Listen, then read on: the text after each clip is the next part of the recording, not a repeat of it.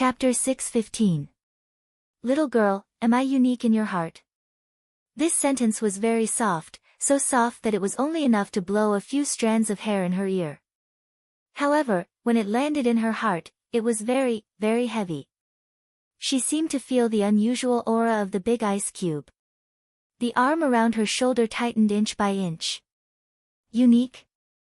She had never thought about this question. But even if she asked it now, did she still need to think about the answer? She buried her head in his arms and nodded solemnly.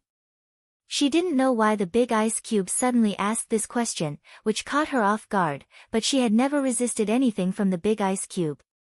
This person who had been in her life 5 years ago, who had protected, tolerated, loved, respected, and pitied her, was her only tie in this world apart from her parents. Even if he was powerful and omnipotent, in her eyes, he was the closest person who was willing to give her peace and happiness. Yes, unique. After nodding, she felt that it wasn't enough, so she said solemnly. As soon as she finished speaking, she felt the person holding her tightly in his arms again. There are no two similar leaves in the world, they are all unique, and you are also unique to me. Chu Qingyan opened her mouth, wanting to ask why the big ice cube suddenly asked her this emotional question, but then she slowly closed her mouth. At this moment, the big ice cube gave her a helpless feeling, like a clingy child. As soon as this thought came to her mind, it was immediately sent flying by Chu Qingyan. How could her big ice cube be like a child? She wondered if something had happened in the capital city, which made the big ice cube so depressed. The parents who were only responsible for giving birth and not raising were really the most irresponsible parents in the world. For so many years, the news from the capital city would always come. She saw that every time he received the news, he would sit in the study for a whole day or a whole night. Although the big ice cube showed that he didn't care about them, the strongest thing in the world was the blood relationship. How could he not care just because he didn't say it? In this way, the two of them hugged in silence. Time seemed to have stopped. At this moment, they were incomparably relieved.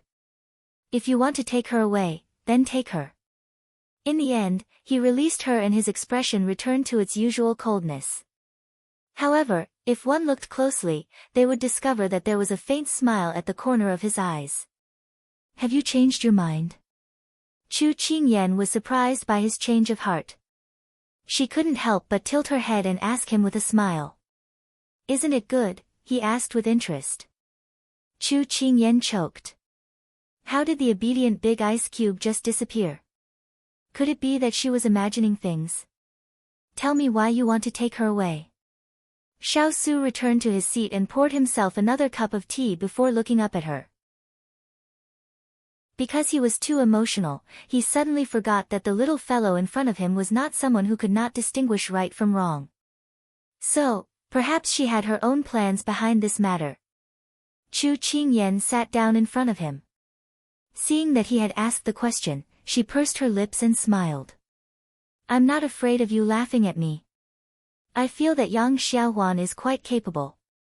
From what I know, this girl has read a lot of books since she was young and has a great interest in agriculture and business. Am I not going to Jiangnan to try to do business? I want to train her to be my right-hand man. You don't worry about her character. Xiao Su looked at her indifferently. Her nature is naturally formed and her character is cultivated. I believe that she can change.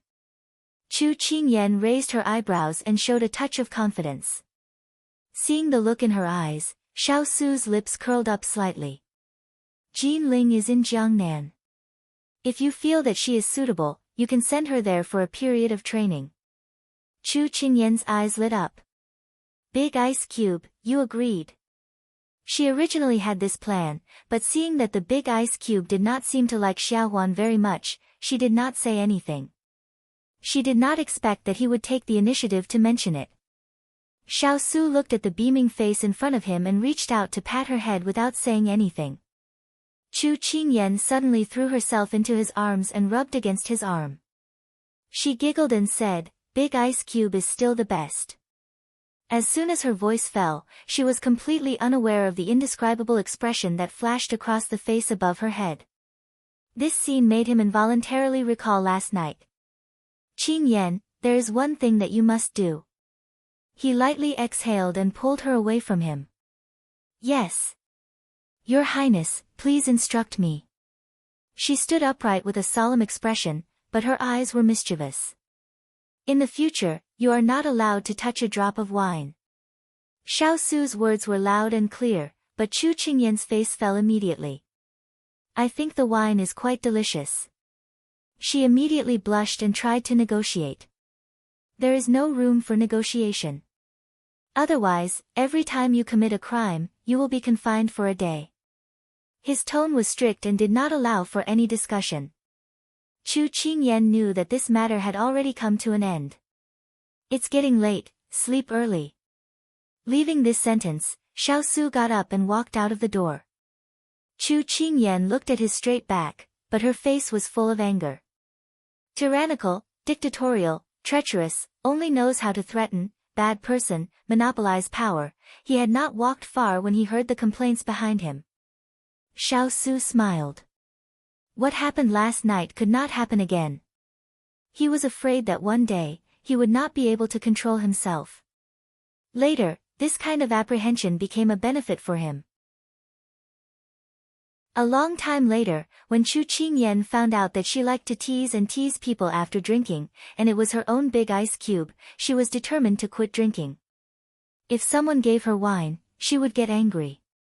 But a certain big bad wolf seemed to have tasted the sweetness, and could not stop. Ah Qing, this pastry is not bad, do you want to try it? The big bad wolf held a plate of pastries in front of her. Chu Qingyan did not suspect him, took a piece and put it into her mouth, and asked with a lisp, what is this called? The taste is quite special. Wine fermented rose cream. The big bad wolf's eyes flashed with a trace of light. Oh, Chu Qingyan's eyes widened in hindsight, but soon, it was replaced by a shining gaze. Tonight, even if you shout until your throat is hoarse, no one will come to save you. Chu Qingyan, who had turned into a perverted fox, pushed him onto the bed. The big bad wolf looked at the woman who was straddling him, looking at him with a sly smile. It's my honor. Soon, the fragrance of wine in the room was covered by another charming and gentle atmosphere. Panting and suppressed chanting, shattered in the last bit of candlelight. But the next day, when Chu Qingyan woke up and saw the ambiguous red marks on her body, she almost growled. She fell into his trap again. Last night, did she go overboard? Woo-woo, just when she was feeling ashamed and angry, a hand suddenly stretched out from the quilt and pulled her into an embrace, and a lazy and seductive voice in the morning sounded in her ears. You have good energy, do you want to continue?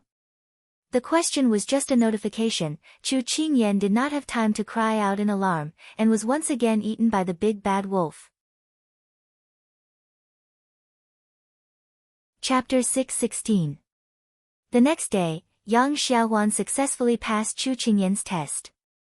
Chu Qingyan originally just wanted to test her casually, but she didn't expect this girl to give her such a big surprise. She unknowingly asked for 2 hours. Later, when the two were drinking tea, Yang Xiaohuan took the initiative to mention, my mother was born in a business family, so when I was young, I followed her around and was influenced by her, so I know a little. Chu Qingyan nodded with satisfaction. It seemed that she made the right choice. This little girl was indeed suitable for business. I really found a treasure. When Yang Xiaohuan heard her say that, her cheeks instantly turned red, and she lowered her head shyly. These expressions didn't escape Chu Qingyan's eyes. She remembered Big Ice Cube's reminder and suddenly felt that she shouldn't give this little girl too much misconception, otherwise it would be difficult to clean up the mess. Xiaohuan, I have a secret to tell you, but you can't tell anyone. Also, you have to be mentally prepared and promise not to be scared. Chu Qingyan put away the expression on her face and said seriously. Yang Xiaohuan heard her serious tone and immediately sat up straight with a serious look. Xiaohuan, I'm not a young man. When her voice fell, Chu Qingyan glanced at her and found that she didn't seem to understand her words, so Chu Qingyan pursed her lips and took off the silver mask on her face. When Yang Xiaohuan saw the person in front of her suddenly take off the mask and reveal the hidden face, she was instantly stunned. She had never seen such a handsome man who was like a fairy. Wait, she saw the person in front of her continue to move her fingers and untie the white hair band on her head. Just like that, her black hair fell down and covered her entire shoulder. Seeing that Yang Xiaohuan was so stunned that she couldn't react, Chu Qingyan didn't stop what she was doing. She continued to wipe the slightly modified things on her face, revealing her real face. Yang Xiaohuan's eyes widened. This girl who was more beautiful than a fairy, was Big Brother Chu. Chu Qingyan saw that she was still in a daze and frowned slightly. She raised a finger and waved it in front of her face. Are you dumbfounded? Yang Xiaohuan was shocked when she came back to her senses. Her eyes were still filled with disbelief. Chu Qingyan sighed, she knew that things would turn out this way. Xiaohuan, if you don't want to go with me now, it's not too late. When Yang Xiaohuan heard what she said, she immediately shook her head. Big Brother Chu, oh no, big sister, I won't regret my decision to go with you. Yang Xiaohuan shook her head and said hurriedly. Chu Qingyan saw her expression and felt relieved, but he still couldn't help but want to tease her. From a teenager to a young girl, do you feel regret? Yang Xiaohuan continued to shake her head. No, regardless of whether you are a man or a woman, in Xiaohuan's heart, you are the person who treats Xiaohuan the best. You are Xiaohuan's benefactor. Speaking till here, Yang Xiaohuan seemed to have understood something as she looked at her shyly. Elder sister, have you misunderstood something? Xiaohuan don't. In the end, she couldn't continue, but she believed that her sister would understand what she wanted to express. Chu Qingyan blushed with shame. She felt that she was thinking too much. Let me formally introduce myself. I am Chu Qingyan. To the outside world, my identity is Chu Yan, His Royal Highness's strategist. Chu Qingyan curved her lips into a smile. Since she had already decided to take her in as her subordinate, then there was nothing to hide. Don't use people you don't suspect. Chu Qingyan. This truth shocked her more than Big Brother Chu being a woman. Looking at Yang Xiaohuan's mouth that was big enough to swallow an egg, Chu Qingyan didn't understand. She wanted to ask, but the person in front of her suddenly pounced over. She was shocked and could only catch the other person. You are His Royal Highness's little princess consort. You were betrothed to the King of England when you were 10 years old, and now you are his only true love. Yang Xiaohuan's face was full of surprise. Only true love? Which eye did she use to see that? Xiaohuan, I admire you so much. Yang Xiaohuan's face was full of worship. Chu Qingyan's mouth twitched. What was there to admire? Could it be that she admired her for enforcing justice on behalf of the heavens and taking in this great devil who was rumored to be wicked beyond redemption? But my family's big ice cube is clearly warm, kind, and beautiful, okay? Speak human language. Chu Qingyan coughed softly, correcting the way she spoke. Hearing this, Yang Xiaohuan immediately straightened her clothes and stood upright, but there was still an incredulous light in her eyes. Big Sister Chu, did you know? My mother said that Xian Kingdom can be said to be filled with young talents. If His Highness Prince Ying said he was second, no one would dare to say he was first. But His Royal Highness's cold temperament is as famous as his reputation. Everyone is laughing at that marriage decree, but no one would have thought that you stayed by his side for so many years at such a young age. It's simply too admirable. Many people say that the woman His Royal Highness loves the most is you. Chu Qingyan patted the head of the person in front of her and shook her head with a sigh. Little girl, don't listen to hearsay. It's more important to be realistic. His Highness and I are not the kind of people you think we are. Is that so? Yang Xiaohuan was a little confused. Because you are not a man, but a woman. Then when I recall His Highness' actions towards you along the way, he was very gentle, much gentler than other people. Chu Qingyan was stunned. Is that so? It's obvious. He doesn't talk to others, even to his subordinates, he only says a few words.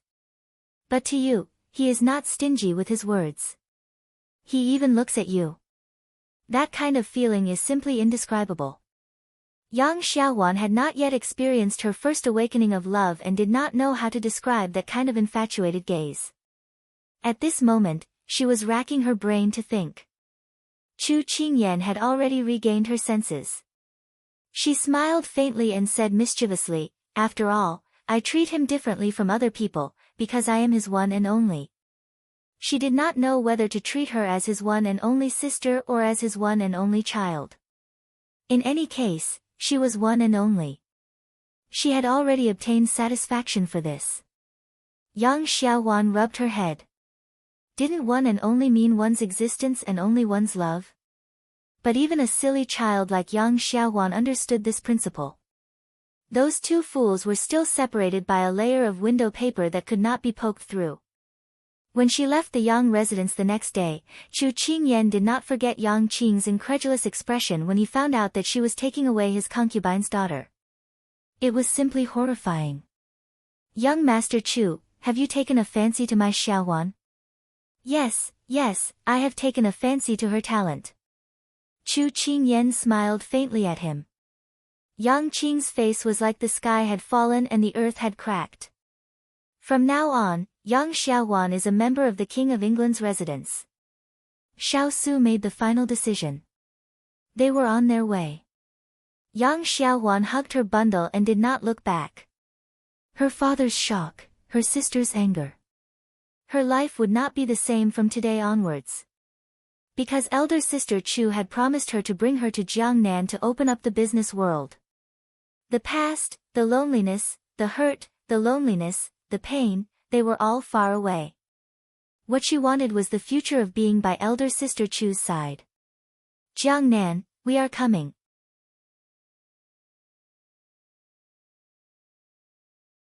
If she knew, she wouldn't have taken off her mask. Maybe she wouldn't have been so eye-catching. When Xiao Su heard Yang Xiaowan's explanation, he looked at the peach blossoms, peonies, Chinese roses, and tulips in the little fellow's arms. His face suddenly darkened. At this time, there were also flowers thrown at Xiao Su. Xiao Su moved slightly to the side and dodged them. Then he walked back to the cabin with large strides. Chu Qingyan turned around and saw the peach blossom that was being stepped on by the big ice cube. She couldn't help but feel pity for the girl that threw the flower. Her big ice cube was so unromantic. However, if the big ice cube wasn't wearing a veil hat and had an unapproachable aura, it would have caused a traffic jam just to catch a glimpse of a beautiful man. Chu Qingyan smiled at the ships in front of her and then turned to return to her cabin. Although she was not conceited about her beauty, it would be quite deceiving if she were to wear men's clothes. She had better not go and spoil the flowers and plants. Xiao Su lowered his head and drank his tea. Suddenly, a peach blossom appeared in front of him. He raised his eyebrows and the person behind him rushed in front of him. Present Buddha with borrowed flowers. He already knew when she approached him, but he didn't expose her. Xiao Su didn't reach out to take it. Instead, he poured a cup of tea and pushed it in front of her. "We've arrived in Jiangnan. What are your plans?" She had already known that he was unromantic. She withdrew her hand and sat down in front of him. She fiddled with the flower while pondering. The big ice cube was asking her what plans she had for her business. "I want to find a business partner. It's best if he has a wide network of contacts or sales channels." This was what she had told Yan Luo before. Xiao Su pondered for a moment. "Jin Ling is in charge of the bank and my remaining businesses. He might be able to help." No. I don't think I should get involved with you. You're doing things in secret. Don't be exposed because of my business. The people in the capital city aren't easy to deal with. If they find out, you'll be implicated." Chu Qingyan knew her own limits. What she was going to do would definitely come into contact with the upper-class nobles. If Jin Ling and the others were to interfere and were found out, the big ice cube would be implicated as well. Xiao Su smiled slightly. I didn't ask Jin Ling to get involved. I asked him to help you ask if there's anyone suitable. So she had misunderstood him. Chu Qingyan stuck out her tongue. Her skin was as fair as snow. Coupled with the delicate flower in her hand, she was simply more beautiful than the flowers. Xiao Su averted his gaze and lowered his head to drink his tea. To be honest, I'm very curious about Jin Ling. When will you bring me to meet him? Chu Qingyan rubbed her hands. She had already met the wood spirit, water spirit, fire spirit, and ethereal spirit. Only Jin Ling and water spirit had yet to meet. Water spirit was in the capital city. She would probably have to wait until later to meet him. However, Jin Ling was in Jiangnan. Chu Qingyan immediately asked. The man's tone was filled with eagerness. Xiao Su frowned. Wasn't he just a Jin Ling? What was there to meet? Didn't he have 2 eyes, a nose, and a mouth? Xiao Su was completely unaware that his heart was filled with jealousy. Let's not go to the bank yet. Come with me to meet someone first, Xiao Su said unhurriedly. Who is it? Chu Qingyan blinked. It was rare for Big Ice Cube to meet someone. This made Chu Qingyan extremely curious about the person's identity. Big Ice Cube was usually alone. If she had not met Yiling Feng, she would have thought that Big Ice Cube was destined to be alone. Xiao Su smiled but did not say anything. Still keeping it a secret. Wait. Chu Qingyan suddenly thought of someone. Her eyes widened. Is it the other good friend you mentioned before other than Yiling Feng? I remember you said that he was in Jiangnan. Xiao Su nodded, expressing his appreciation for her memory. Lin Fengyi, the current magistrate of Jiangnan, he explained. Wow, he's actually an official. And this official is so high-ranking. Chu Qingyan could not help but exclaim. A magistrate was equivalent to a provincial governor in modern times. Not bad. Xiao Su smiled. Chu Qingyan recovered from her surprise and began to mutter, a magistrate's position is so high. To be promoted to such a position, it would probably take a long time. Then wouldn't he be very old? Xiao Su smiled. You'll know when you see him. Chu Qingyan snorted softly. Still keeping it a secret. Chapter 618. When the group got off the boat, someone came to pick them up. At this time, Chu Qingyan had already put on a veil to prevent a hole from being smashed on the road. But on the streets of Jiangnan, there were quite a few young men and women wearing veils, bamboo hats, or even veils. However, Chu Qingyan and Xiao Su had outstanding temperaments, so they still received quite a bit of attention. This was the first time she came to Jiangnan, so Chu Qingyan was filled with curiosity towards everything. When several Jiangnan girls walked past them, Chu Qingyan couldn't help saying to the big ice block beside her, everyone says that Jiangnan is a land of heroes, it really isn't wrong. Why do you say that? Xiao Su was a bit curious that she would say this when she just stepped into Jiangnan. Jiangnan is filled with beauties, handsome men, beautiful scenery, and delicious food. When her voice fell, Chu Qingyan became interested. She raised her hand to point forward and continued, look, the young master standing at the painting stall in front, the young master picking out the brush over there, and the young master walking over there, they are all handsome. There are so many young men and women on the street and they all have such good looks. It really is a feast for the eyes. When Chu Qingyan opened her mouth, Jin Xian, Huo Ling, and the others felt the cold aura around their master become even colder. Walk properly and don't look around. When Chu Qingyan finished speaking, she heard the person beside her reprimand her in a lukewarm manner. She choked. He was fine just now, so why did he suddenly become cold? The big ice block's thoughts were truly hard to guess. However, when her eyes were filled with beauties, handsome men, and beautiful scenery, Chu Qingyan's thoughts were hooked. She bought quite a few snacks and ate them all the way to the Lin Manor. Please give this invitation to Sir Lin. Hua Ling came forward and handed the invitation to the guard at the door. After the guard took it, he nodded and walked in. Chu Qingyan raised her head to look at the Lin Manor. It was dignified and there weren't any fancy decorations, giving people a very dignified feeling. She just didn't know what Lin Fengyi looked like. The big ice block kept her in suspense the entire way, so she didn't want to ask. Just as Chu Qingyan's mind was filled with images of a pot-bellied, balding, and stout-looking middle-aged official, the guard came out. Behind him was an elderly man, and from the looks of it, it seemed like Chu Qingyan blinked. This was Lin Fengyi. The big ice block and this old man. Young Master Xiao, the old man walked in front of Xiao. I'm sorry, but our family's young Master Xiao's up. Have him wait. The old man walked in front of Xiao. Chu Qingyan sighed. So it was the butler. But why was it so unlucky? Xiao Su nodded. However, after 8 years, he had become more introverted. He had also become more mature. Xiao Su pulled himself out of his memories and heard the little fellow muttering. Lin Fengyi, Lin Fengyi. I suddenly feel that this name is very familiar. Ah, I remember now. Xishuan's young master Lin Fengyi. He's only 21 years old, handsome and beautiful. People call him Qingfeng Ink Bamboo. Yes, Qingfeng Ink Bamboo. So it's him. Chu Qingyan exclaimed in surprise. Xiao Su frowned. What nonsense was this? Just as Chu Qingyan was about to tell Big Ice Cube about the ranking of the most beautiful men, the people around her suddenly sped up. Their faces were filled with anxiety and curiosity as they watched the drama unfold. They're fighting, they're fighting. Everyone, quickly go and see.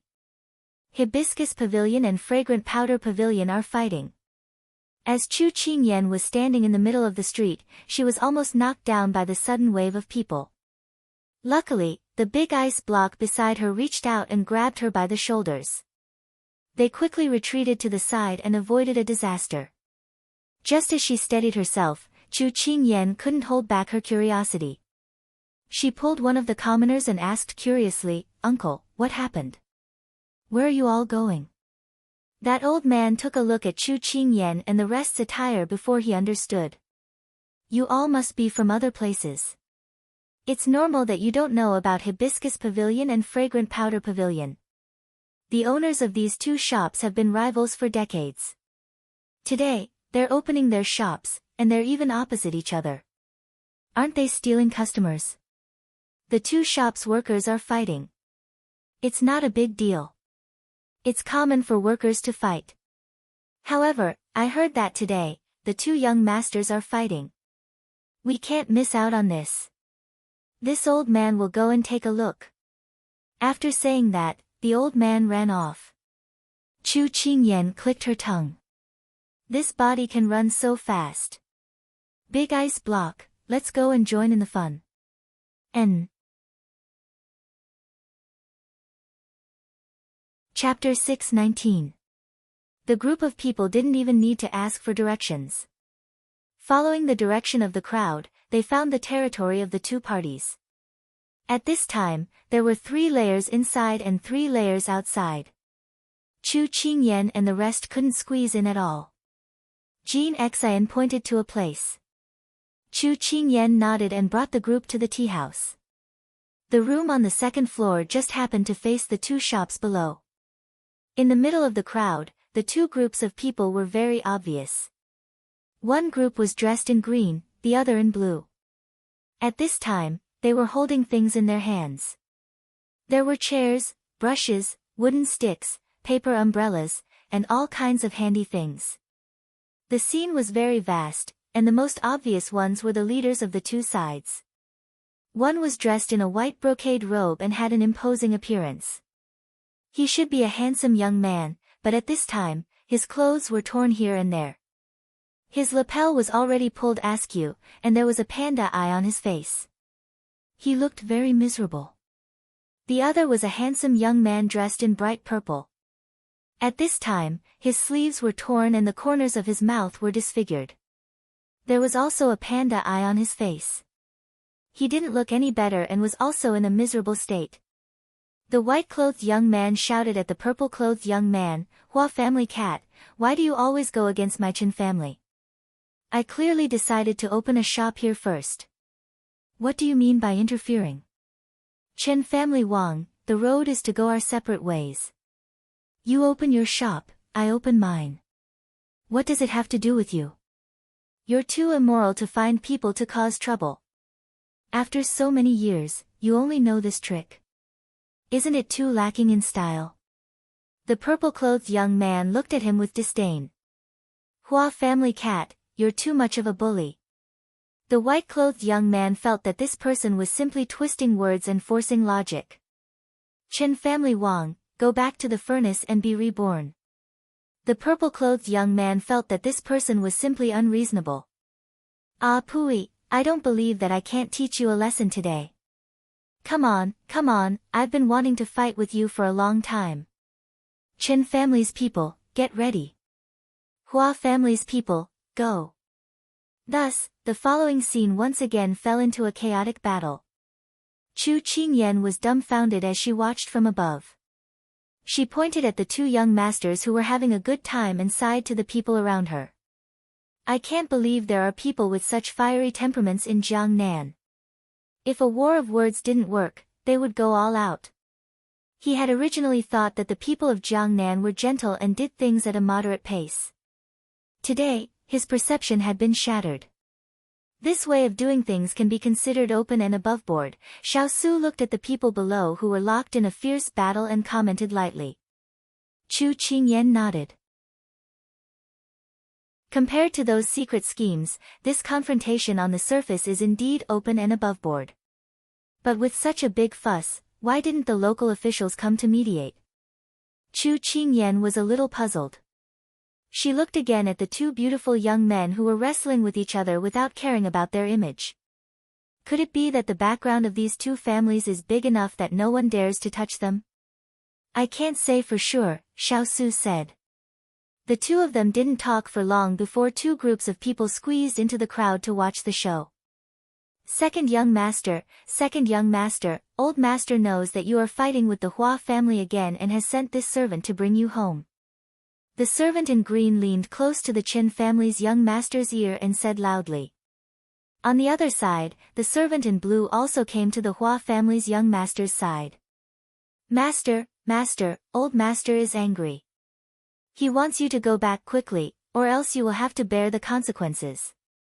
The Chen family and the Hua family finally stopped fighting. "Hua family cat, just you wait. I will definitely beat your hibiscus pavilion down. Chen family Wang, don't overestimate yourself. In a few days, your fragrant powder pavilion will be closed down." "Humph. Pay." The two of them looked at each other with disdain. They turned their heads and each went to take their people home. The onlookers saw that there was no more drama to watch and dispersed. The Hua family's young master just happened to pass by the tea house. At this moment, Chu Qingyan heard him talking to his servant. "Young master, you are too daring. When you go back, you will be punished by old master to reflect on your mistakes." The servant in blue disagreed. "What's there to be afraid of? I have long wanted to beat that Chen family Wang. I hate that smiling tiger face of his the most. It's always in front of me. It's an eyesore." The purple-clothed youth said unconcernedly. "Young master, it's a smiling tiger, not a smiling tiger face." The servant in blue wiped the sweat on his forehead. "It's all the same. Anyway, I've beaten him up and vented my anger. I have no complaints even if I go home and receive my rod." The purple-clothed youth patted the servant in blue's shoulder and continued with a smile, "If father hits me 30 times with the rod, remember to help me take 20 hits. Don't forget, it was me who helped you hide the fact that you miscalculated the accounts a few days ago." The servant in blue was petrified. The purple-clothed youth let go of his shoulder and swaggered forward in a relaxed mood. At this time, the purple-clothed youth seemed to have sensed something. He stopped in his tracks and looked in the direction where Chu Qingyan was standing. She saw a youth wearing a gauze hat standing in front of the teahouse's windowsill. Although she couldn't see his face, she could feel that the other party's eyes were on her. Chu Qingyan looked at him and saw that there was an extra panda eye on his face. It just happened to be a pair. She couldn't help but smile and nod at him. Looking carefully, this person had a handsome face. The scar on his face didn't affect his appearance, but it was more delicate. The purple-clothed youth frowned and looked at her. He whispered something and then continued to walk forward. Chu Qingyan looked in the direction that the purple-clothed youth left and couldn't help but smile. This Hua family's young master was quite interesting. The fight between the Hua family and the Qin family is really sensational. In more than 10 years, this is the first time I've seen such a big fight. It's a feast for the eyes. Only the Hua family and the Qin family would dare to do such a thing under the eyes of the government. If it were anyone else, they would have been arrested long ago. Which government official doesn't want to protect the two big merchants in Jiangnan? They are still waiting for them to pay taxes. That's right, that's right. After the commotion dispersed, Chu Qingyan heard the comments about the large-scale fight in the tea house. She held the teacup in her hand and pondered. Two big merchants. Why? Do you already have a target? Xiao Su heard her muttering to herself and couldn't help but ask. I have this thought, but I have to understand the background of these two families first. It's hard to make a conclusion now. Chu Qingyan sighed. No one knows me better than this big ice cube. Leave this matter to Jinling. He will give you a detailed report. Xiao Su tapped his finger on the table and said lightly. Okay. Then should we go to the bank to look for Jinling and the rest? Chu Qingyan rubbed her hands and looked excited. Xiao Su glanced at her and finally nodded. The Su family bank was located in the northern part of Jiangnan. It was the only bank in Jiangnan, but at the same time, it was the general office in Sichuan. The other branches had to remit their accounts to the northern part of Jiangnan. Because the northern part of the city was quite a distance away, Jinling had already sent someone to deliver a carriage. Thus, the group sat on the carriage and headed to the Su family bank. Chapter 620. Su Clan Bank. Chu Qingyan sat in the carriage.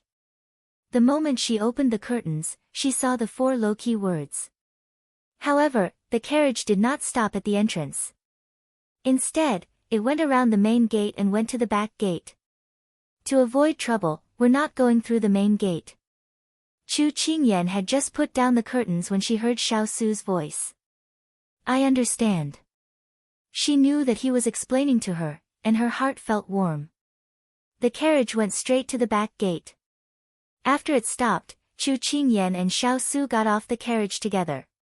At this moment, the small courtyard was already filled with people, all dressed in dark robes. The person in the lead was dressed differently from the others. He wore a hat and had a beard. He looked to be around 30 years old. He stepped forward and bowed to Xiao Su and Chu Qingyan. Jinling and the stewards pay our respects to Master and Princess Consort. With that, the people in the courtyard all knelt down. Our respects to Master and Princess Consort. Chu Qingyan stared with wide eyes at the person who called himself Jinling. What happened to the handsome man? How did he become an uncle? Xiao Su looked at Chu Qingyan's expression and his lips curled. He raised his hand and said to everyone, Rise, there's no need to be so polite. Yes. Everyone replied in unison and got up without any hesitation. Jinling, stay. Everyone else, go do your own things. I'll summon you if there's anything. Xiao Su said to everyone again. Hearing that, everyone retreated in an orderly manner. Master, this way please. Jinling bowed and invited. Xiao Su nodded and led Chu Qingyan and the others to the living room. Along the way, Jinling, who had been walking peacefully, felt a gaze that could not be ignored land on him. His scalp tightened a little. He could guess that it was the young Princess Consort, because when he knelt down, the Princess Consort had cast him a look that could be described as one of horror. Finally, they reached the living room. Xiao Su sat on the main seat, and Chu Qingyan sat on the seat below him. Yang Xiaowan and Turan had arrived at the Su family bank before them when they entered Jiangnan, so Jin Xin and Hua Ling were next to them. Jin Ling held the account book with both hands. "Master, these are the accounts for the past 2 years. Please take a look." Xiao Su tapped the table lightly. Jin Lingyi understood and placed the account book on the table. "Has everything been going well?" Xiao Su picked up the teacup on the table and asked casually. "The business of the bank has always been very stable, but something happened recently." When Jin Ling mentioned this matter, there was a trace of difficulty on her face. "What is it?" Xiao Su was just about to pick up the teacup lid when he heard this. His fingers paused, and his expression became serious. Jin Ling knew that this matter could not be hidden for long, and immediately reported, "Some time ago, someone deposited 500,000 taels in our bank. Such a large amount is rare, so the servants handled it very carefully. But this money was placed in the treasury for a few days. When the servants went in to count it, they found that the banknotes, except for the beginning and the end, had all turned into white paper. And this matter was leaked somehow. The commoners said that there was no money in the bank's treasury. Within a few days, the bank's reputation was seriously damaged, and it caused panic among the people. Those depositors came to withdraw their money. How did you handle it?" Xiao Su's expression became serious. At the side, Chu Qingyan also had a serious expression. In the bank's business, the most important thing was reputation. Once the reputation was damaged, the bank would not be far from closing down. Jin Ling continued, "Originally, this subordinate had planned to secretly store the money that had accumulated over the past 2 years, but this matter happened, so I could only take it all out and borrow money from other banks. But 2 more things happened. The money that was transferred from Xiangyang was robbed halfway, and the money that was transferred from Xianyang was almost robbed as well. Our people tracked down the robbers, but they could not find any information about this group of robbers. At the same time, there were rumors in Xianyang and Xiangyang that there was no money in the bank's treasury, causing the commoners to withdraw their money. It was one disaster after another. Fortunately, the major banks issued notices that all depositors who wanted to withdraw money could withdraw as long as they showed their deposit slips. No matter how much money was deposited, the interest would be paid. This more or less calmed down the disaster." Jin Ling still had some lingering fear when she said this. "You did well." Xiao Su nodded. "How much did we lose this time?" 1 million taels. Although Jin Ling had received master's affirmation, she still felt a little ashamed. Xiao Su put down the teacup in his hand and turned to ask the person beside him, "Qingyan, what do you think of this matter?" Chu Qingyan was immersed in her analysis of this matter.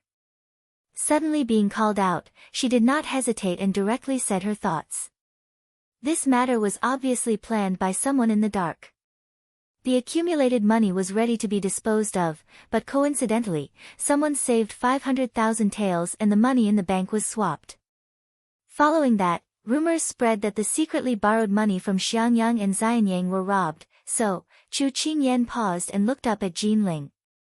She said word by word, "I suspect that there is a mole in the bank." "A mole? Impossible, these people were all groomed by this subordinate. How could they do such a thing?" Jin Ling refuted without thinking. "Jin Ling, don't be agitated. I'm just suspecting." Before this, she had already learned about the bank. The stewards were all groomed by Jin Ling and were all capable subordinates. Thus, she did not mind Jin Ling's protectiveness at this time. Xiao Su looked deeply at Chu Qingyan, then looked at Jin Ling. "This matter happened at least 10 days ago. What have you found out?" Jin Ling was embarrassed by her master's question. "Nothing at all.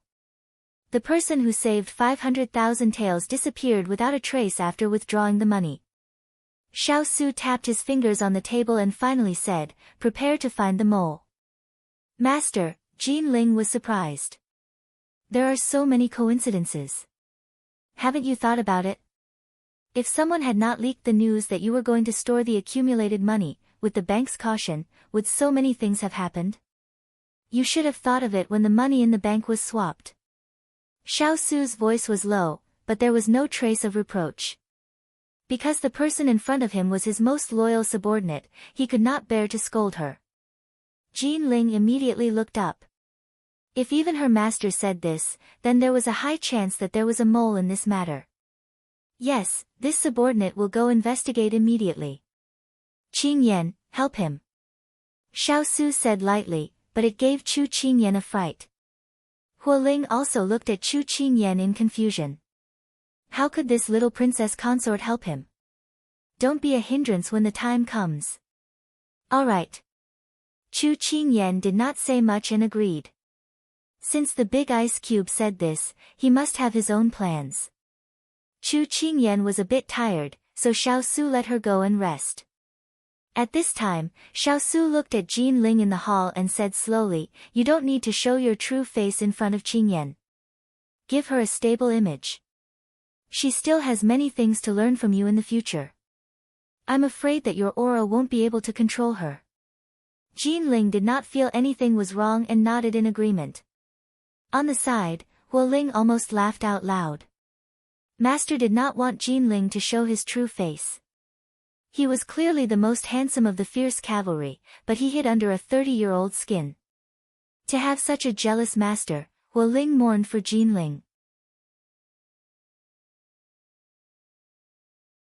Chapter 621. Chu Qingyan entered the room that had been arranged for her. She saw that Yang Xiaohuan was already busy in the room. She smiled and called Yang Xiaohuan in front of her. "Have you gotten used to it?" Chu Qingyan sat down and asked the person in front of her. Yang Xiaohuan nodded.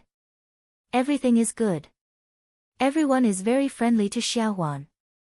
As she spoke, she poured a cup of tea for her mistress. Chu Qingyan thought for a moment. She had already told Yang Xiaohuan that she wanted to establish her own business in Jiangnan, so she did not hesitate. "Is there anything you want to learn now?" "I will listen to mistress's orders." Yang Xiaohuan looked down as she replied. "I have discussed with His Highness before. You do not have enough experience. First, you will learn by Jin Ling's side. When the time is right, you will be transferred out. What do you think?" Even though this was the result of her discussion with the ice cube, she still wanted to hear Yang Xiaohuan's thoughts. Xiaohuan likes mistress's arrangement. At this time, Yang Xiaohuan's eyes were shining. When she entered the Su family bank today, she had a general understanding of the status of the bank in Jiangnan. If she could learn by the side of the bank's head, it would be a blessing from the heavens. Seeing that Yang Xiaohuan had no objections, Chu Qingyan nodded slightly. But she was a little worried. Jin Ling did not seem to be very satisfied with her. If she shoved someone to him now, would he accept it? Chu Qingyan thought for a moment before deciding to find Jin Ling tomorrow. The next morning, Jin Ling had just passed by the courtyard when he was stopped. "Wang Fei, you are up so early." Jin Ling saw that it was Chu Qingyan and bowed politely. Chu Qingyan returned the bow and then said, "Where are you going?" "This subordinate needs to go to the accounts room to check the accounts first." Even though Jin Ling did not know why the little princess would ask about his whereabouts, he still reported truthfully. "I will go with you." Chu Qingyan responded without thinking. "Wang Fei, this accounting office is not a place to play. If you feel bored, I can send someone to show you around. There are many places in Jiangnan worth visiting." Jin Ling's tone was distant and polite. Of course, Chu Qingyan could sense Jin Ling's hostility towards her. Although the hostility was inexplicable, she did not intend to care about it. She said with a smile, "Your Highness, didn't you ask me to assist you in investigating the matter of the switch?" Therefore, he went to the accounting office first. Business matters are more important. There will be plenty of opportunities for sightseeing in the future. Jin Ling could not refute the person in front of him, so he could only agree. Chu Qingyan's lips curled into a smile, then she brought Yang Xiaohuan with her and followed him. Mistress, this Jin De is so serious. Yang Xiaohuan complained softly beside her. Chu Qingyan patted her head and said in a low voice, maybe he will be your master in the future. You should build a good relationship with him. Otherwise, you will suffer in the future. Yang Xiaohuan's face paled slightly at her mistress' teasing. She looked at the person walking in front of her and subconsciously shivered. They quickly arrived at the accounting office. In the large room, there were more than a dozen tables neatly arranged. Behind the tables sat an accountant. When they saw Jin Ling and Chu Qingyan walk in, they all stood up and bowed. Greetings to Jin De. Yesterday, Jin Ling had led the stewards to greet Xiao Su and Chu Qingyan. They were all from Shaolai cavalry. The other people working in the bank did not recognize Chu Qingyan, so when they saw Chu Qingyan behind Jin Ling, most of them looked over. Jin Ling received the puzzled looks of his subordinates and was in a dilemma. He did not know how to introduce this Wang Fei in men's clothing. This one is Boss Su's friend, Chu Qingyan. Please take care of me.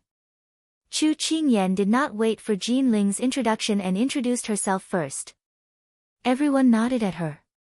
Xiao Su was the behind-the-scenes boss of the Su clan bank, but outsiders only knew that the boss of the Su clan bank had the surname Su. They knew nothing else.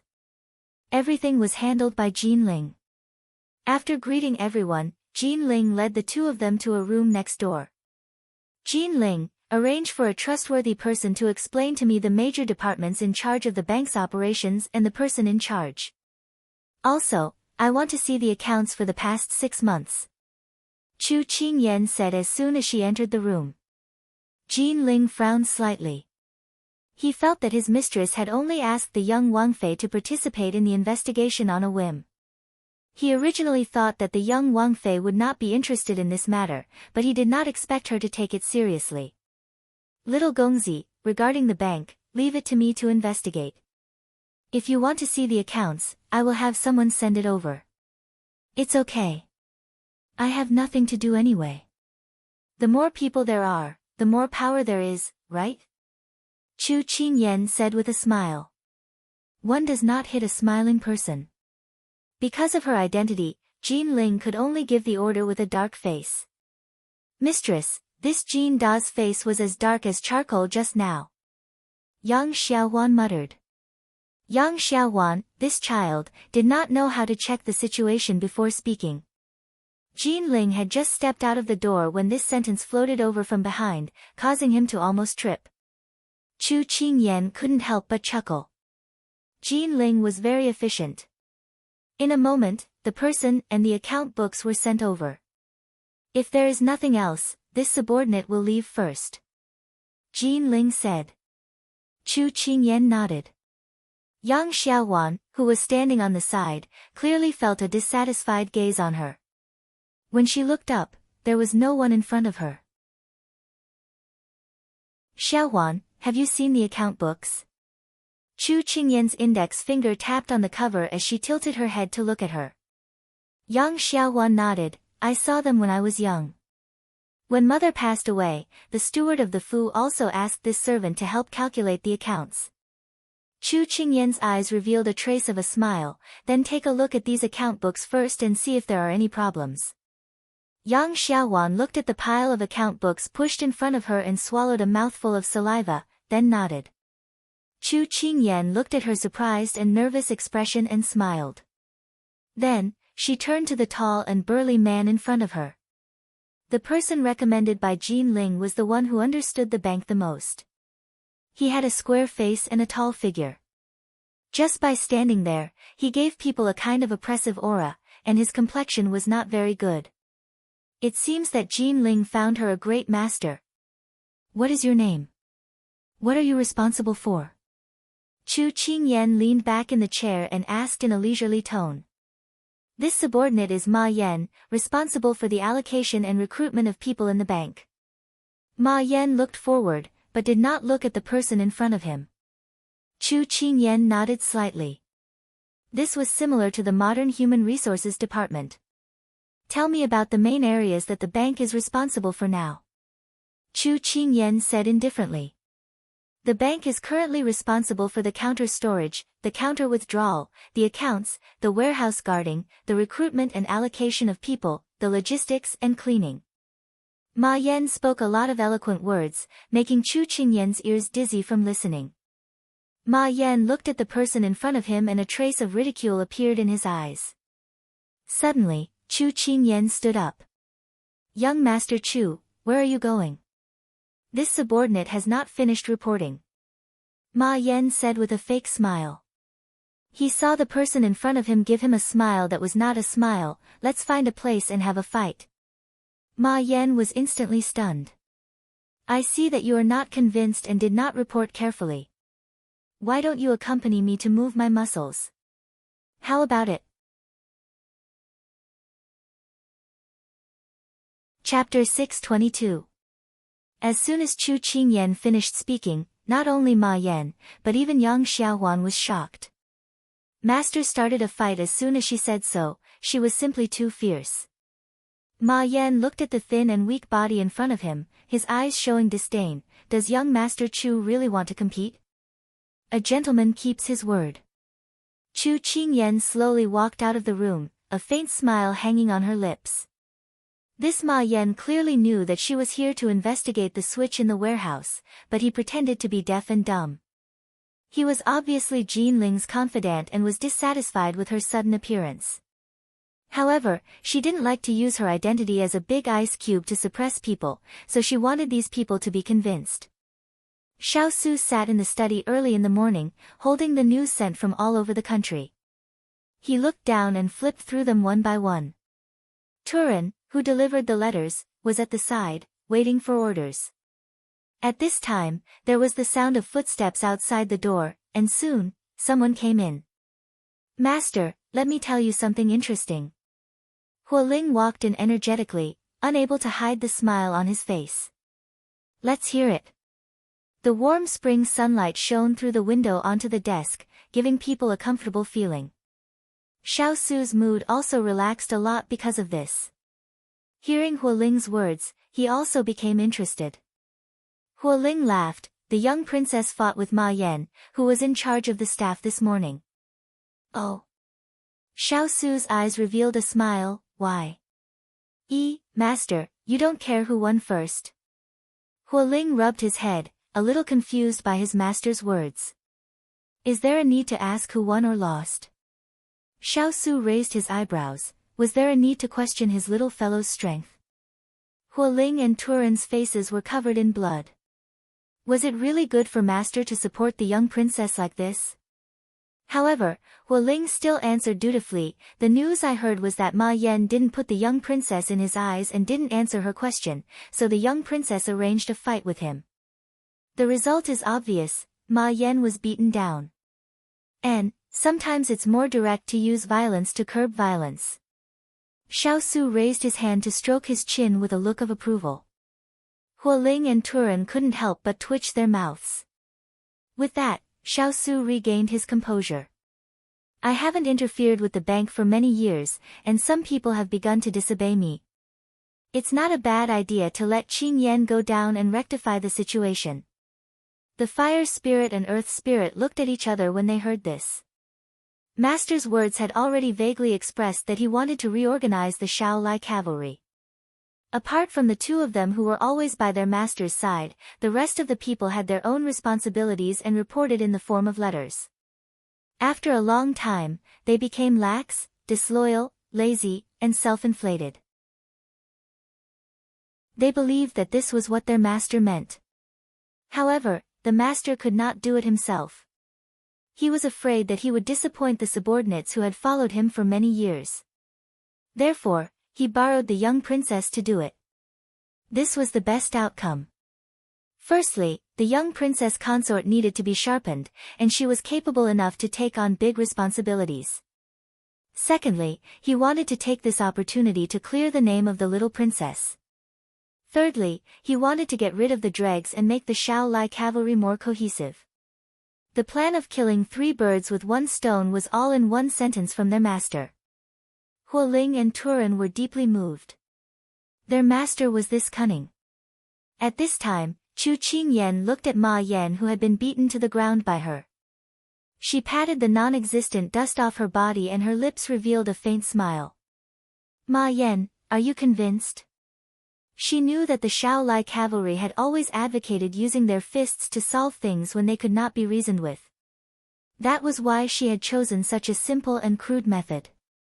When in Rome, do as the Romans do. This subordinate is convinced. Ma Yan spat out the dirt in his mouth and his face was filled with defeat. He thought that this weak bookworm would not be able to withstand a single blow, but who would have thought that he would not even be able to take 10 moves from her? This was simply too shameful, but he still replied with conviction. Chu Qingyan nodded. It wasn't to the point where he could not be saved. You came from the Shaolai cavalry, right? Chu Qingyan suddenly asked. Ma Yan patted the grass off his body. When he suddenly heard this, he unconsciously looked at the person in front of him with vigilance. He saw that she had a bright smile on her face, as if she did not feel that there was anything wrong with her question. Yes. He knew that she was his master's person, but he had never placed her in his eyes before. It's nothing, I was just casually asking. Go and change your clothes first and return to the accounts room later. I'll only give you the time it takes to brew a cup of tea. After saying this, Chu Qingyan slowly left. Although Ma Yan felt that the time given was too short, he did not dare refute and quickly left. Chu Qingyan heard the footsteps behind her and her brows couldn't help knitting together. This was the strength of the Jiangnan Shaolai cavalry. If Ma Yan was the representative, then it had to be said that this was a terrible situation. Yang Xiaohuan was absent-mindedly looking at the accounts book. When he heard the footsteps and looked up, he saw that his master was fine and let out a sigh of relief. Master, it's good that you're fine. Don't underestimate your master. How's the account book? After finishing her sentence, Chu Qingyan saw that Yang Xiaohuan had only looked at a few pages. She could not help but frown. Concentrate, I'm still counting on you to help me manage the shop in the future. Yang Xiaohuan knew that she was in the wrong. She stuck out her tongue and calmed down to calculate the accounts seriously. Chu Qingyan casually took an account book and placed it in front of her. She casually looked at it, but her thoughts had already drifted far away. When Ma Yan arrived on time, Chu Qingyan started to ask questions again. Ma Yan was more cooperative than before. He answered all the questions and even added on his own. Chu Qingyan nodded in her heart. In that case, there are 4 sets of keys to the storehouse. 2 of them are with Jin Ling, and the other 2 are with Caretaker Shi and Caretaker Li. Chu Qingyan's fingers tapped on the table as she asked with rapt attention. That's right. There are 2 locks in the storehouse that were personally made by Lord Mu Ling. Other than those 2 keys, no one else can open it. There are 2 sets of keys. One set is with Jinda, and the other set is with the 2 caretakers. Usually, when the storehouse is opened, both caretakers have to be present to open it, Ma Yan answered truthfully. You can personally evaluate these 2 caretakers. Chu Qingyan's tone was indifferent. Ma Yan glanced at her. These 2 people were Jin Da's right-hand men. He wondered if young Master Chu was suspecting them by asking this question. Jin Da was very protective of its own people. However, at this moment, he couldn't think too much about it. After all, young Master Chu's actions were ruthless and efficient. It was enough to make him have a whole new level of respect for him. You can't judge a book by its cover. Caretaker Shi has been on duty for 8 years. Although he doesn't talk much and seems a little dull, he is reliable and rarely makes mistakes. Caretaker Li's personality is the opposite of Caretaker Shi's. He is more talkative, bold, meticulous, and amiable, Ma Yan said. Chu Qingyan nodded her head to express her understanding. However, she changed the topic and asked Ma Yan again. Including you, how many Shaolai cavalry members are there in Su Clan Bank? Ma Yan didn't understand her jumping thoughts, but he subconsciously replied, 45 people. Good, very good. Chu Qingyan replied slowly. When Ma Yan saw the glint in her eyes, his heart thumped. He had a bad premonition.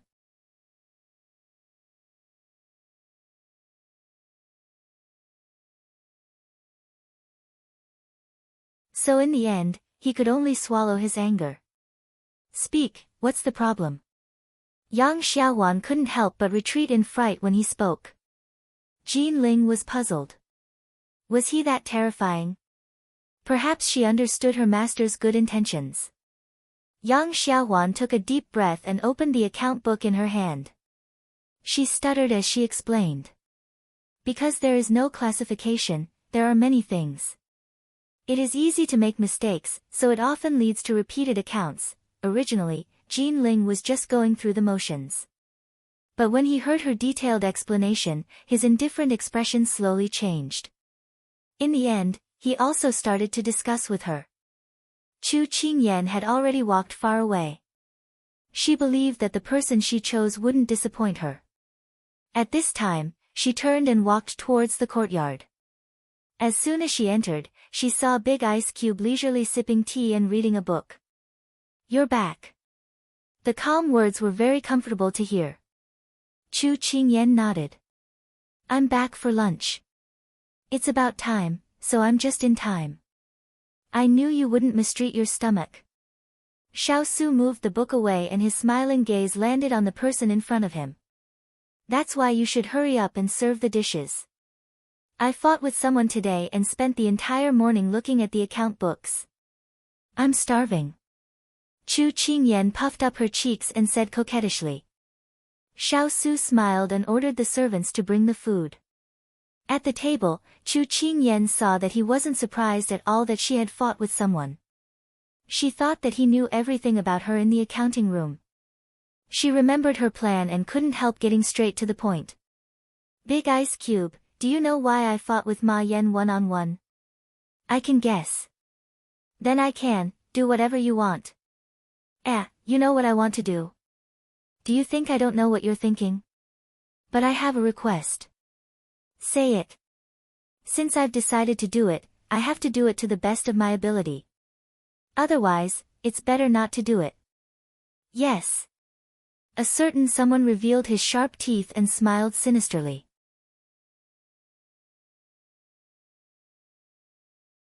Chapter 624. Chu Qingyan was very satisfied with this meal. Although the food was not to her liking, she was still in a good mood.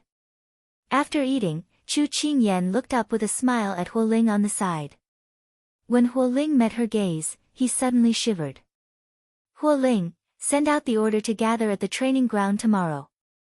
I want to see all of the fierce cavalry in Jiangnan. Chu Qingyan slowly said. Huoling immediately nodded, yes.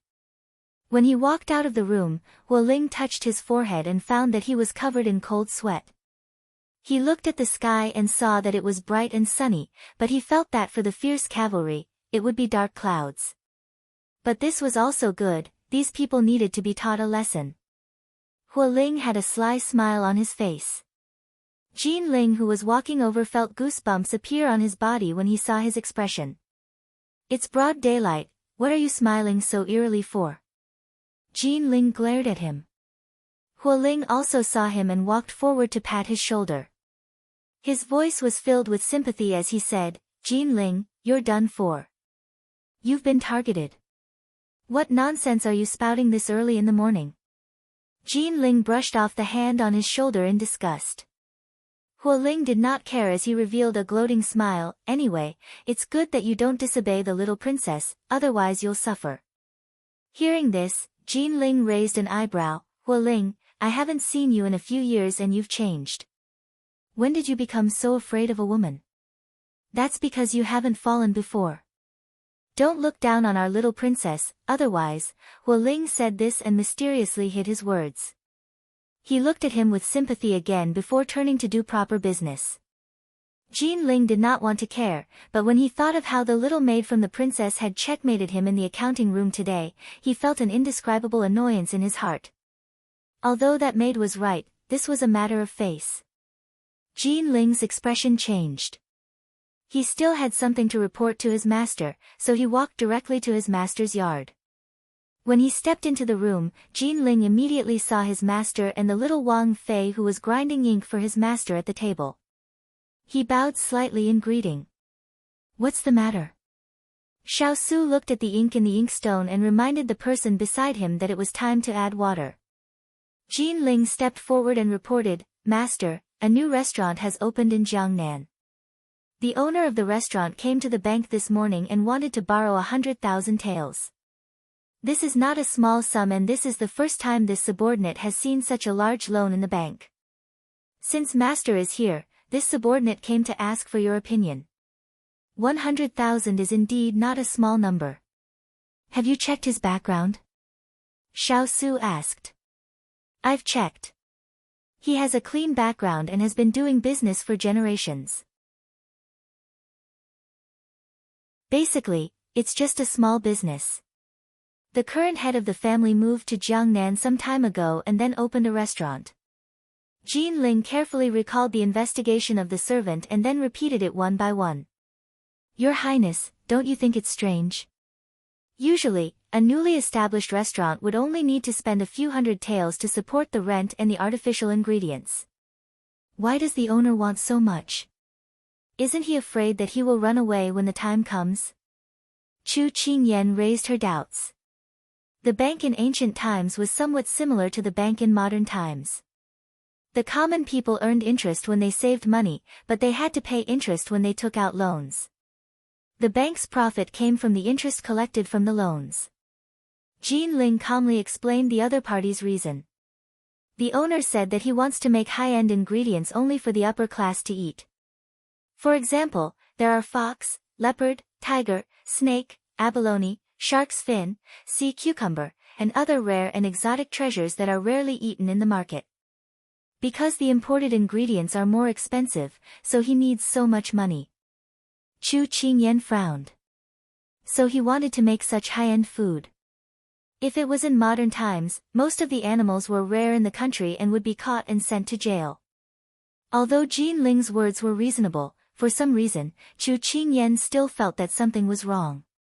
"Mistress, what do you think?" Jin Ling continued.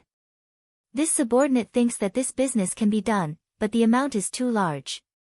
If we want to do it, we need to transfer money from other places. We don't have much money left in our warehouse." Chu Qingyan looked at the person who was deep in thought, waiting for him to speak. "Qingyan, tell me your opinion." Xiao Su looked at her again. Chu Qingyan, who was called out, faced Jin Ling's surprised gaze and said, "I don't agree with taking this business. Our bank has just suffered a heavy blow and needs to recover first. It's better to do it steadily. If we take a risk, it will be best if we can make money. But if we lose money again, I'm afraid that we won't be able to continue." Jin Ling was unconcerned.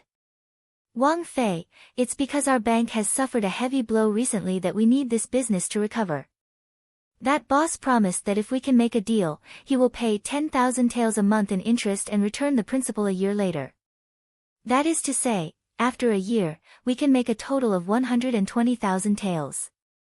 This subordinate knows that you are worried that the other party is of unknown origin and cannot be trusted. But this subordinate has already investigated this family, so you don't have to worry too much." Jin Ling had already said so much. She was just a person who came here halfway and had nothing to say. So she didn't interrupt. At this moment, Jin Ling felt a heavy gaze on him. It was clearly the warm spring of April, but he felt an eerie cold wind brushing past his back. He couldn't help but muster up the courage to raise his head, only to see his master drinking tea attentively. He touched his forehead. Was it his imagination just now? This matter, Xiao Su put down the teacup and spoke slowly. He successfully attracted the two's attention. "Don't make a decision so quickly. Qingyan, you take charge of this matter. Master, Wang Fei is not familiar with the transactions of the bank." Jin Ling couldn't help exclaiming. When Jin Ling finished speaking, Master's gaze landed again.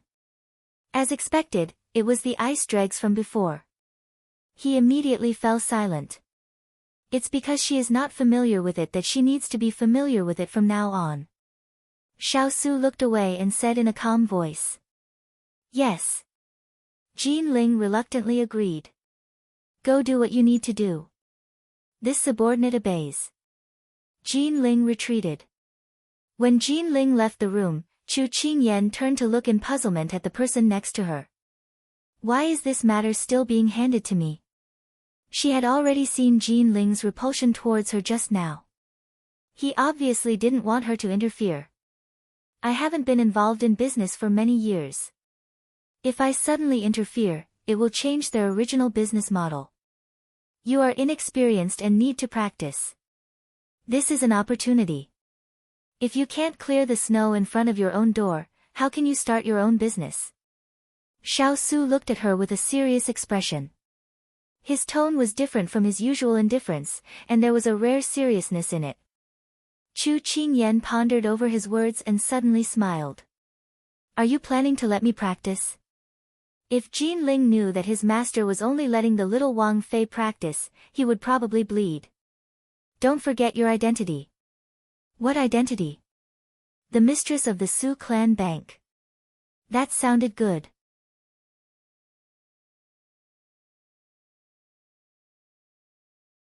Chapter 625. Chu Qingyan counted with her fingers. She had 3 things on hand right now. The theft of the bank, Jiangnan's Shaolai cavalry, and the restaurant owner's loan. These 3 things added together were enough to give her a headache. She had come to Jiangnan to develop her business. How did she become Big Ice Cube's subordinate? In just one day, she had recruited so many things. It was really enough. At this time, she was sitting in the hall, waiting for Jean Ling to send her some information. At this time, the person who stepped through the door was Turan. Chu Qingyan looked at the thing in his hand and couldn't help but tease, Sir Turan, when did you become a messenger? I just came over from Jean Ling's place. I heard that he sent someone to send you some information, so I brought it over. Turan put the thing in front of her and said with a smile. Sorry to trouble you. Chu Qingyan nodded and took out a piece of paper. She was about to start reading when she saw Turan standing in front of her. He seemed to have something to say. Is there anything else? Chu Qingyan put down the thing in her hand and asked calmly with her hands folded on her knees. Turan rarely took the initiative to talk to her. Now that he had come to deliver something and obviously had something to say, Chu Qingyan felt a little curious. Turan nodded and smiled. Little Gongzi, Jean Ling is the first of the 6 spirits to follow master. He has a strong talent for numbers. After being trained by Shaolai cavalry, he was sent to Jiangnan by master. He single-handedly established the Su family bank, including the shops, fields, and houses. He was only 13 years old at that time. Chu Qingyan was a little surprised. To be able to establish the Su clan bank at the age of 13, one had to be extremely capable and courageous. Chu Qingyan now knew where Jiang Yi's arrogance came from, it was innate. However, Jean Ling is not an arrogant person. On the contrary, he keeps a low profile and does things steadily. Otherwise, he wouldn't have been able to manage the bank and the properties under his master's name so well, Turan continued. Yes, I can see that. Chu Qingyan agreed. Jiangnan's valiant cavalry. The first batch that followed Jean Ling has been called back by master. The current batch was arranged to be the guards and managers of the bank after training. However, people will always slack off when they are comfortable. No matter how cruel the valiant cavalry's training was, each and every one of them stuck to their beliefs. In the end, they lost their minds in the happy environment. Turan's tone had a rare melancholy. Chu Qingyan felt that what he said was very reasonable, because after looking around the bank today, she faintly had this feeling. She just didn't expect to hear these words from Turan. Then why did you tell me so much today? She didn't quite understand. Towards Jin Ling and the Jiangnan's valiant cavalry, Turan suddenly had a wicked smile. Little Wang Fei, please don't show mercy. The situation had changed too quickly. She couldn't understand. After all, we risked our lives to eat and sleep in the open. They are living comfortably in Jiangnan. It's time to reminisce about their past lives. People cannot forget their roots. Turan smiled lightly. He seemed to be in a good mood. Chu Qingyan's lips jerked. She had originally thought that Turan had said so much to plead for mercy for Jin Ling. Who would have thought that the usually steady Turan would be like Huo Ling and add oil to the fire? He even dragged the Jiangnan's valiant cavalry into the water. He was so two-faced. After Turan left, Chu Qingyan held the letter in her hand. She couldn't help but laugh. She turned to ask the person next to her, Jin Xian, what do you think? Jin Xian had been standing at the side the entire time. Hearing his master's question, he thought for a moment before answering, this subordinate doesn't know if this subordinate is right. Turan Daren's message is that the Jiangnan's valiant cavalry is too weak. The valiant cavalry is a whole. If a weak spot is torn apart, then the teeth will be cold without the lips. So this subordinate wants you to take good care of these people and not become useless. Chu Qingyan nodded and looked with praise at Jin Xian. I find that you are becoming smarter. This subordinate has always been like this, Jin Xian said proudly. Hearing this, Chu Qingyan rubbed her nose. Was he insinuating that she couldn't see it? After sitting in the hall for a while, Chu Qingyan finished reading the information in her hands. The identity of the restaurant owner was so clean that no one could find any fault with it. But because of this, Chu Qingyan felt that something wasn't right. It seemed that she had to make a personal trip. Who is responsible for investigating the restaurant owner? Chu Qingyan went to the accounting room and asked Jin Ling, who was sitting behind the table, with a smile. Shi Qing and Li Buqing. She didn't understand why master would give such an important task to Wang Fei. Wasn't it more reasonable to give it to someone more familiar with the transactions? But while she didn't understand, Jin Ling still reported the names of the two. Chu Qingyan thought about the two names and felt that they were somewhat familiar. Are these two the stewards who are in charge of keeping the silver key to the warehouse? Jin Ling didn't expect that she would know and nodded, that's right.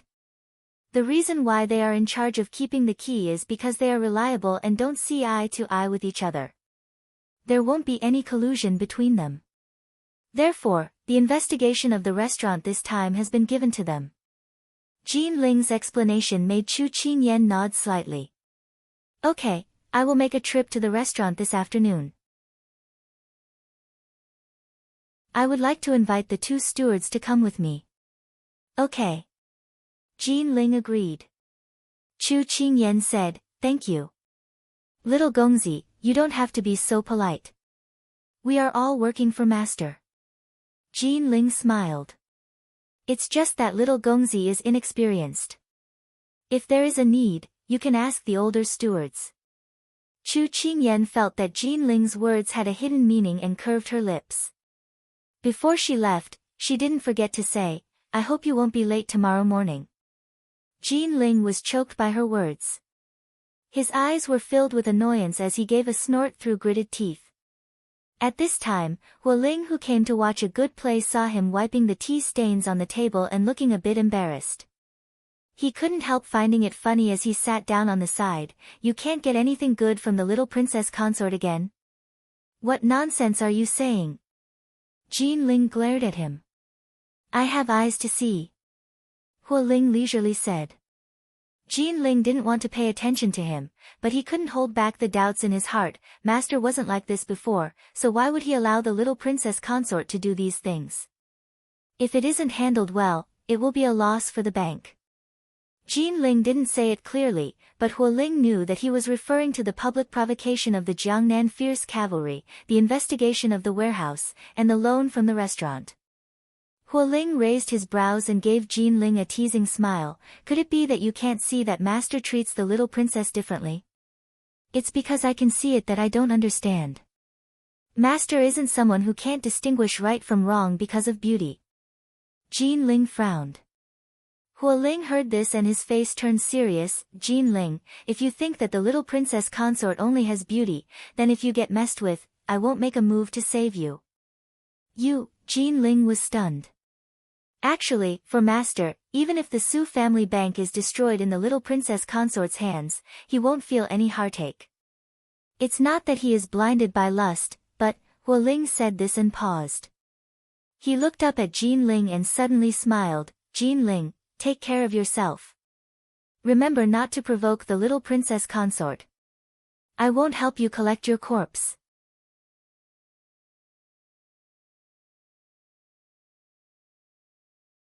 Chapter 626. Jin Ling was very efficient, and the two stewards appeared in front of her in a moment. Please introduce yourselves first. Chu Qingyan leaned back in her chair and looked at the two stewards. As soon as she finished speaking, the tall and thin man on the left cupped his hands in greeting to Chu Qingyan. This one is Shi Qing. Shi Qing introduced himself and then retreated. Chu Qingyan's eyes fell on him. He was tall and thin, and she didn't know if it was because he was malnourished, but his face was pale and his eyes were dull. Looking at his appearance, he really looked a little dull. After Shi Qing finished speaking, the other short and fat man also took a step forward. He was about 30 years old and had a smile on his face. This one is Li Buqing, responsible for the daily accounts. If young Master Chu has anything you want to know, you can look for me at any time. Chu Qingyan nodded. She had heard about the characters of these two people from Ma Yan. Seeing them today, one was quiet and one was active. One was tall and one was short, one was fat and one was thin. It was very distinct. After Chu Qingyan looked at the two people, she withdrew her gaze. My name is Chu Qingyan. I usually run errands by Master's side. Master originally wanted to personally go to the restaurant today. You also know that our bank has been involved in a lot of things recently. Master said that it was better to be cautious. But it just so happened that Master had an urgent matter to deal with, so he sent me to go. But I am not familiar with Jiangnan. You must have contacted the owner of the restaurant before coming, so I had to trouble Jinling University to specially invite the two of you to accompany me. Chu Qingyan's tone was a little frivolous and sloppy. Jin Xin, who was at the side, glanced over. His master was fooling people again. Thus, he lowered his head and turned a deaf ear. Shi Qing and Li Buqing seemed to be a little unhappy with Chu Qingyan's words and actions, but because of her identity, they couldn't show it. Their faces still maintained the same expression. Young Master Chu, how can it be troublesome? This is my duty. Li Buqing said with a smile. Shi Qing nodded his head and agreed. Chu Qingyan stood up. She looked like an idiot if she didn't take advantage of the situation. Her tone was a little urgent as she said, since that's the case, let's go there now. Maybe we can get a free dinner later. It'll be a waste if we don't eat it. I heard that it's delicious. Generally speaking, it was normal to have a drinking party when discussing business. However, Chu Yan had brazenly said it out loud, which made people feel a little disdainful. Although the result would be the same, it was a little degrading to say it out loud. Shi Qing and Li Buqing didn't say anything, but their impression of Chu Qingyan was already very bad. However, being bad had its benefits. Chu Qingyan walked in front and curled her lips slightly. She was not going to play by the rules. She was going to see if the two of them would give themselves away. Although she had 8 to 9 suspects in the theft of the bank vault, she wanted to eliminate as many as she could. Now, she was going to start with these two. Lin Yue Restaurant. This name is not bad. Chu Qingyan looked at the signboard above her head and praised. I heard that the reason why it's called this is because this restaurant is near the river. When the moon rises, you can look into the distance by the window. Li Buqing explained with a smile. Chu Qingyan nodded. The scenery is not bad. Maybe we can look at the moon by the window tonight. When the group entered, the restaurant owner was already waiting at the counter. Welcome, I am Fang Xiang. The restaurant owner, Fang Xiang, greeted them warmly.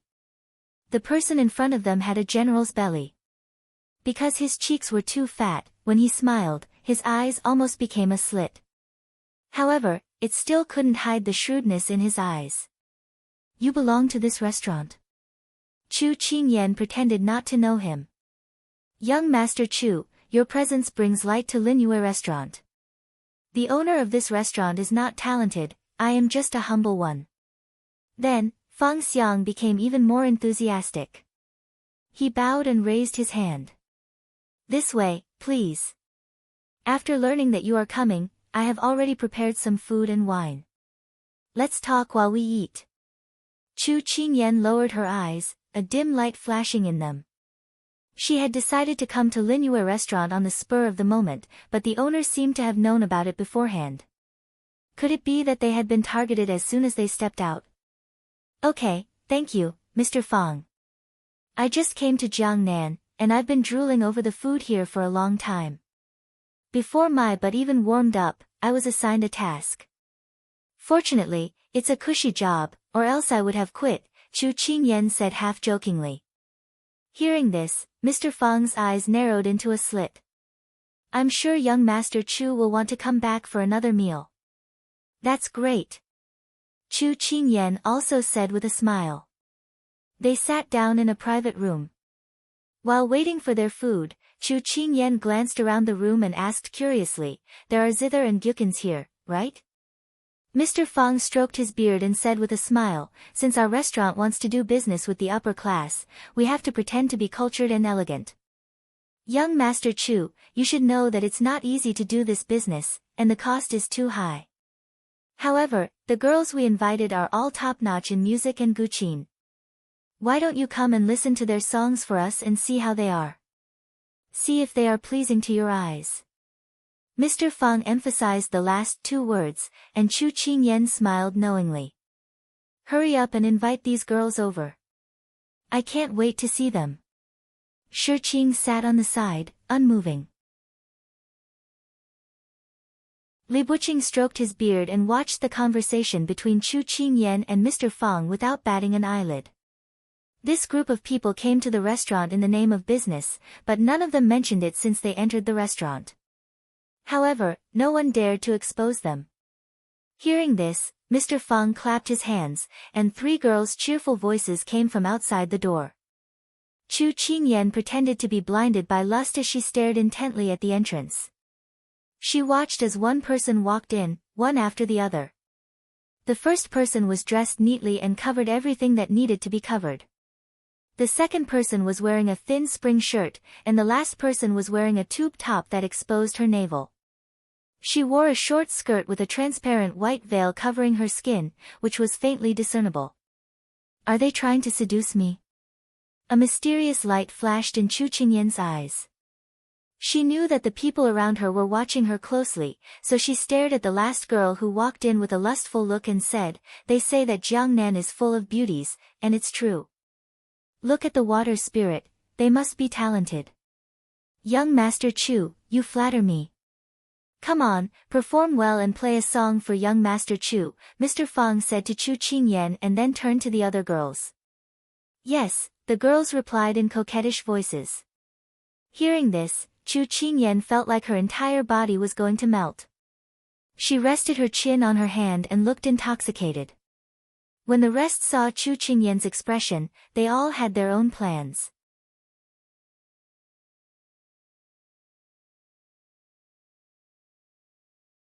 Chapter 627.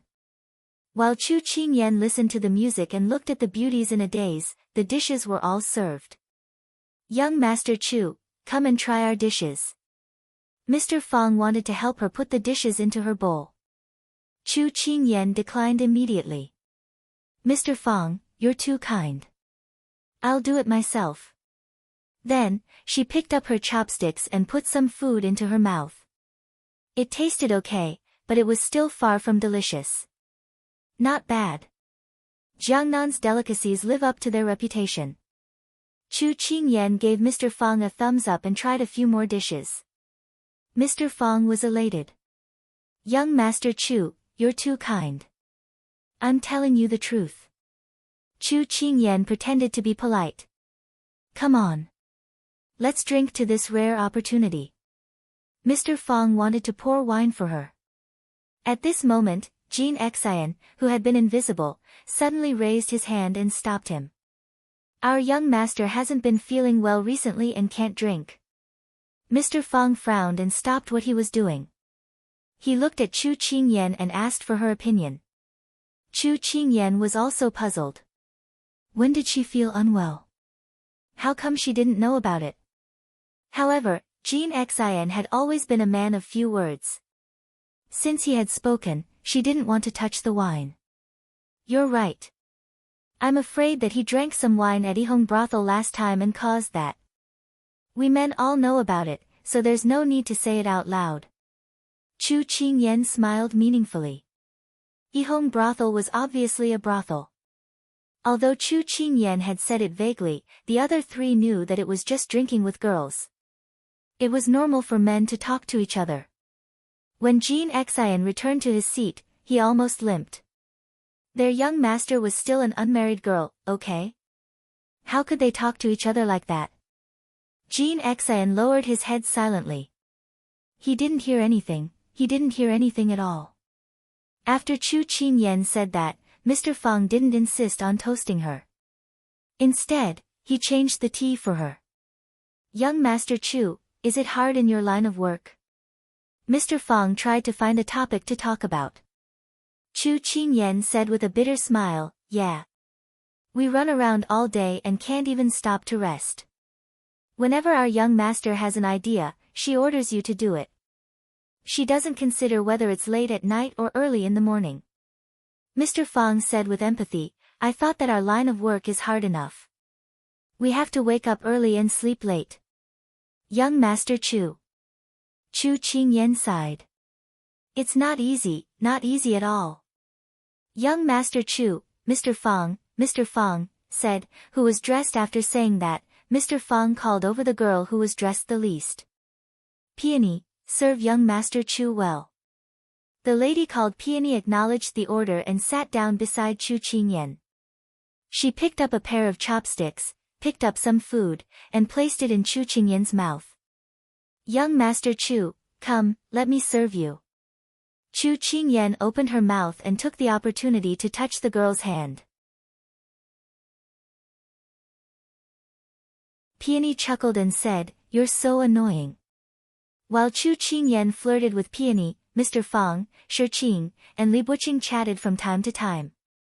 After a while, Mr. Fong saw that Chu Qingyan was enjoying herself, so he excused himself and said that he would leave for a while. Chu Qingyan waved her hand generously. Not long after, Shi Qing also stood up and said that he wanted to relieve himself. Chu Qingyan was so happy that she forgot about her duties, so she generously let him go. Now, only Chu Qingyan, Li Buqing, and a few other girls were left in the private room. Chu Qingyan sipped the tea that Peony was holding. Then, she turned to Li Buqing and smiled casually. Manager Li, I'm sorry. But this is how we do business at the table. I've always done it this way. Please don't be offended. Li Buqing replied with a smile, I won't. Young Master Chu, I admire your carefree attitude. Chu Qingyan thought to herself, it seems like he's also a smiling tiger. I wonder what he's thinking. Manager Li, I almost forgot about the important business. How was your conversation with Mr. Fong? Chu Qingyan leaned against Peony and asked casually. It was a big taboo to talk about important business in the other party's territory with his people around. However, Li Buqing saw that Chu Qingyan was completely captivated by the girl beside her and didn't have any scruples. Li Buqing's expression didn't change, and he still looked healthy. What Mr. Fong told us is true. What did you find out, young Master Chu? I think this Mr. Fong is quite smart and suitable for doing business. The location of the restaurant is good, and the dishes are delicious. He has a good business mind to invite girls to play zither and sing to relieve his boredom. Chu Qingyan seemed to be blinded by lust. She leaned close to Peony and sniffed here and there with an infatuated expression. Li Buqing nodded with a smile, looking very satisfied. Jin Xin, who was at the side, saw that his master was taking advantage of a woman. He couldn't bear to watch. If His Highness knew that his master was so skilled at doing this kind of thing, would he chop off his master's hands? Oh, no, he would chop off Peony's hands. After a while, Mr. Fong returned to his room. By now, Chu Qingyan was cuddling with Peony. Li Buqing had drunk a lot of wine and was lying on the table dizzily. At this moment, Mr. Fong took out a box from his sleeve and handed it to Chu Qingyan with a flattering smile on his face. Young Master Chu, it's our first time meeting, but I feel like we're old friends. Therefore, I prepared a small gift for our first meeting. I hope young Master Chu doesn't mind. Chu Qingyan looked troubled. I don't think it's a good idea. If other people know about this, they will think that I took bribes. Besides, I can't accept a reward without doing anything. This is only between two friends, and no one will know about it. I need young Master Chu's help with something. Mr. Fong patted her shoulder and winked at her. The fox finally revealed its tail. Chu Qingyan opened the box and saw an emerald necklace inside. She immediately closed the box and put it into her sleeve impatiently. Then, she nodded at Mr. Fong and said, "Then, I'll take it." Young Master Chu, you're a straightforward person. What about the loan? Mr. Fong rubbed his fingers and chuckled. Chu Qingyan patted her chest. I'll put in a good word for you in front of my master. It's only 100,000 yuan. Don't worry. Mr. Fong smiled so widely that his eyes almost disappeared. Then, I'll thank you in advance, young Master Chu. You're welcome, Chu Qingyan said with a faint smile. At this moment, Shi Qing entered the room with an apologetic expression. Young Master Chu, I'm so sorry. My stomach is upset. It's okay. We're almost done talking. Wake up, Manager Li, we should go now. Chu Qingyan touched Peony's face and said goodbye to Mr. Fong. It's getting late, and we have to go back. Thank you for your hospitality tonight, Mr. Fong. Mr. Fong walked them to the door with great hospitality. When they disappeared at the intersection, the flattering expression on his face disappeared and was replaced by a vicious expression. He said to the black-clothed man behind him. Tell Master that things went well. Yes.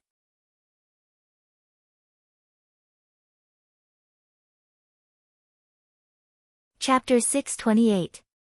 They reached a fork in the road. Chu Qingyan said to Shi Qing and Li Buqing, it's still early, I'll take a stroll around. Both of you can go back first. Shi Qing and Li Buqing saw her anxious expression, and then looked at the brothel in front of them. They understood that she was going to indulge in wine and pleasure, so the two of them bowed and left first. Chu Qingyan watched as the two of them gradually disappeared into the distance. Then, she chose a direction and walked leisurely. Jean Xian, did you notice anything amiss at the banquet table? She threw the box in her sleeve to Jean Xian and walked leisurely with her hands behind her back. Upon hearing this, Jin Xin recalled the behavior of the few people at the banquet table. I felt that these few people seemed to be quite normal. There was no eye contact. Caretaker Shi and Caretaker Li seemed to be quite dissatisfied with your performance at the banquet table. They seemed to be very displeased with you. Chu Qingyan's lips curved slightly. These three people are hiding their abilities. It's just that I'm not sure if they're friends or foes. Master should already have a plan in mind. Jean Xian felt that every time his master revealed such an expression, she should already have a card up her sleeve. However, she shook her head. It's hard to say. We should only know the answer tomorrow. Furthermore, I still have to investigate other suspects. Sigh, how did I become the life of a laborer? Heaven has taken pity on me. Jean Xian listened to her helpless complaints and couldn't help but laugh.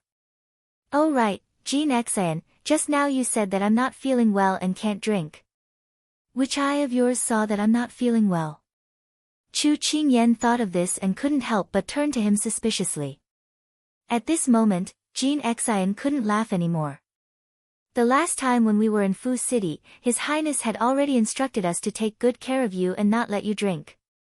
He said that once you drink, you will go crazy. Hence, for your reputation, we must stop you from drinking. Chu Qingyan looked embarrassed. There's actually such a thing. Jean Xian added, today, when we left the bank, His Highness specially sent someone to give me instructions, so I can't disobey. Chu Qingyan glared at him. Who's your master? She only heard Jean Xian reply, you are this subordinate's master, but this subordinate is receiving His Highness' monthly allowance. Chu Qingyan choked. Jean Xian, when did you start being so sharp-tongued? Why didn't I know about it? Thank you, master, for your praise. I have always been like this. Jean Xian replied unhurriedly. Chu Qingyan snorted and continued to walk forward. When they arrived at a restaurant, Chu Qingyan turned around and walked in. Master, didn't you just eat? Jean Xian was puzzled. The food just now was too hard to swallow. Saying that it was delicious was just polite words. Besides, you haven't eaten yet, right?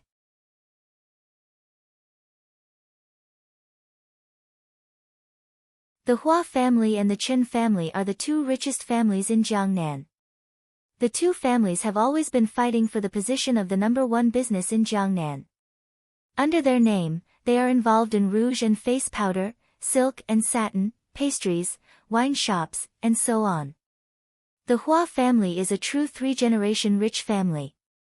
The Chen family only started to rise in the past decade or so. I heard that the Chen family has connections in the palace. That's why they can rise so quickly. The second customer continued the first customer's words. The second customer smiled, it's all hearsay. We're not very clear about the real situation. We're just talking about it to satisfy our curiosity. Thank you for clearing my doubts. I just arrived in Jiangnan the day before yesterday and happened to see the Hua family and the Chen family having a conflict. That's why I'm curious. Do you know what kind of people the young master of the Hua family and the young master of the Chen family are? Chu Qingyan asked with a smile. The second young master of the Chen family, Chen Mingyi, is now 18 years old. He's more impulsive. However, his elder brother is a powerful character. His name is Chen Mingluan. He's only 20 years old. I heard that during the wine competition last year, he poached a wine master from the Hua family and defeated the Hua family. He became the shame of the Hua family for a time. As soon as he finished speaking, the second customer smiled and said, that's true. The young master of the Hua family, Hua Xiuli, is not easy to bully. I heard that on that night, he beat up the traitorous wine master and even smashed a few barrels of the Chen family's aged wine. The old master of the Chen family lamented. Chu Qingyan felt that this young master of the Hua family was really quite interesting. But what's interesting is that the person in Hua Xiuli isn't a young man, but a lady. The first customer chuckled as he stroked his beard. Chu Qingyan was surprised. The person in Hua Xiuli was actually a lady. She thought of the purple-clothed youth who fought with Chen Mingyi. She didn't expect that he was actually a lady.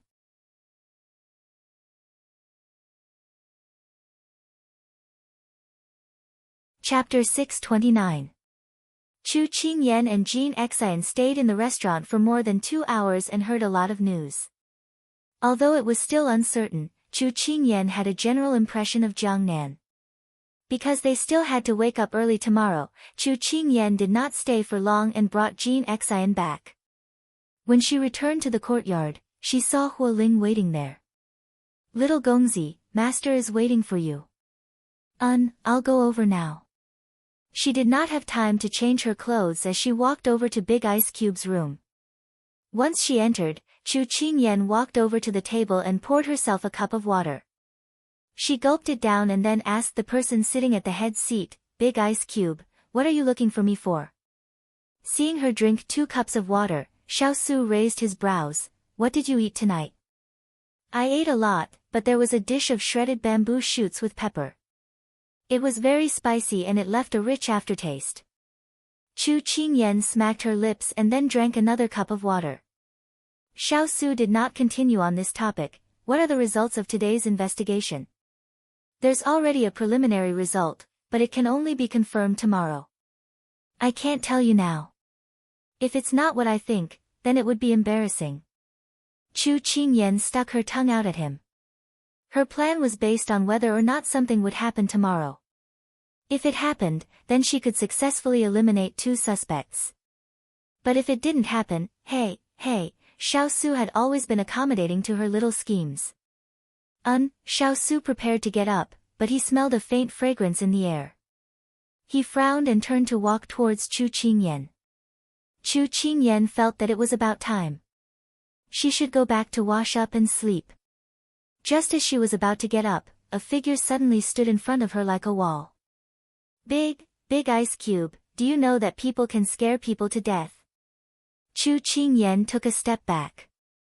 When she saw the person in front of her clearly, she patted her chest lightly and spoke with a hint of complaint in her voice. What's that smell on you?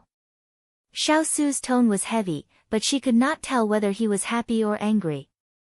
Chu Qingyan pulled up her clothes and sniffed here and there. She was confused, there's no smell. Then, she realized that Big Ice Cube did not smile. Chu Qingyan touched her head and then thought of something. She smiled slyly, I know, it's that peony. Today, I went to Linyu restaurant. To confuse me, Mr. Fang asked a beautiful girl to accompany him.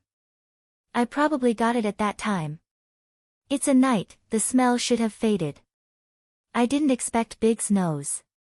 Big Ice's nose, I didn't expect Big's nose's nose. Xiao Su's face immediately darkened. Chu Qingyan raised her head after she finished speaking and saw a big black face looking right at her. She shuddered. Was the Big Ice Cube angry? Because she said he had a nose. She didn't call him a dog. Should she explain? Just as she was hesitating, a sentence came from above. Go back and wash up. Change out of these clothes. Don't wear them. Right now. The cold words were like ice cubes smashing into her heart. Chu Qingyan was so scared that she immediately responded, yes, big boss. Then, she disappeared like a whirlwind. Xiao Su looked at her fleeing figure and snorted. She was obviously a girl, but she always flirted with other girls.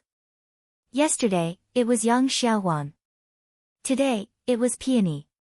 Xiao Su felt a headache coming on. As soon as Chu Qingyan entered the room, she collapsed on the bed. Yang Xiaohuan was already waiting in the room. When she saw that her master had returned, she went to greet her. Master, do you want to eat supper first or take a bath first? I'm not hungry. Let's take a bath first. Chu Qingyan stretched, then cleaned herself up in the bathtub that Yang Xiaohuan had prepared. When Chu Qingyan was wringing her hair with a towel, she saw Yang Xiaohuan tidying up the clothes she wore today. Her hand paused. Xiaohuan, don't wear that set of clothes. Throw it away. But master, it's your first time wearing this set today. Yang Xiaohuan was puzzled. Chu Qingyan was also puzzled. This is His Highness' intention. Yang Xiaohuan nodded. Since it was His Highness' intention, then His Highness had a reason. Unfortunately, they didn't know that this time, His Highness had no reason to follow. I wasn't here in the afternoon. Did everything go well? Chu Qingyan asked with a raised eyebrow while wringing her hair. Yang Xiaohuan replied, everything went well. Jinda also came over a few times. Although he doesn't like to smile, we discussed a lot of issues. Xiaohuan found that he's quite receptive to suggestions. That's good. Xiaohuan, it's been hard on you. You have to look at the account books during the day and serve me at night.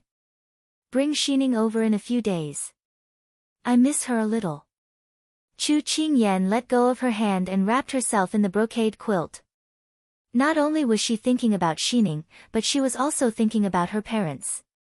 She wondered if they were doing well in Liancheng. It's not hard on Xiaohuan. My life is very fulfilling now. If it weren't for Master, I'm afraid Xiaohuan wouldn't be able to do what she wants to do for the rest of her life. Young Xiaohuan smiled at her gratefully, then walked out with her clothes. Do what she wants to do. Chu Qingyan was a little emotional when she heard these words. The thing she wanted to do most in her life was to stay by Big Ice Cube's side for as long as she could. Although she was a little disappointing, this was really what she wanted to do the most. Starting a business and becoming stronger were just additional things. As she thought about it, she fell asleep. The next day, when dawn arrived, Chu Qingyan was already standing on the training ground waiting for everyone. She rubbed her eyes and yawned. She really had a hard life. From the moment she arrived in Jiangnan, she couldn't rest. But, she raised her head and looked at the sparse Jiangnan fierce cavalry standing in front of her. She couldn't help but hold her cheeks. These people also couldn't let her rest. It seemed that she could only make them restless today. Jean Xin, what time is it now? Chu Qingyan asked faintly. It's 3:15 in the morning. Jean Xin looked at the sky and replied. How many people are here?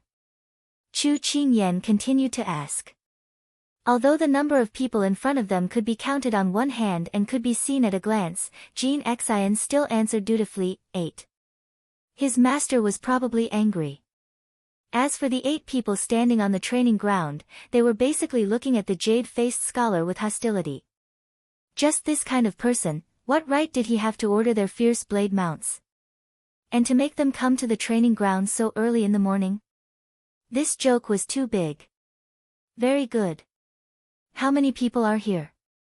Chu Qingyan ignored the mockery on their faces and continued to ask. 45 people should be here. 5 stewards, 20 guards, and 20 guards. Jean Xin replied. Chu Qingyan smiled slightly. No, it should be 46 people. Jean Xin frowned when he heard this. Then, as if he remembered something, he suddenly realized. Yes, your subordinate calculated wrongly. Chu Qingyan leaned against the tree trunk, her posture relaxed. Her words were light and unimportant. Then let's wait for the rest of the people. When they're here, we'll start. Then she stood to catch up on her sleep.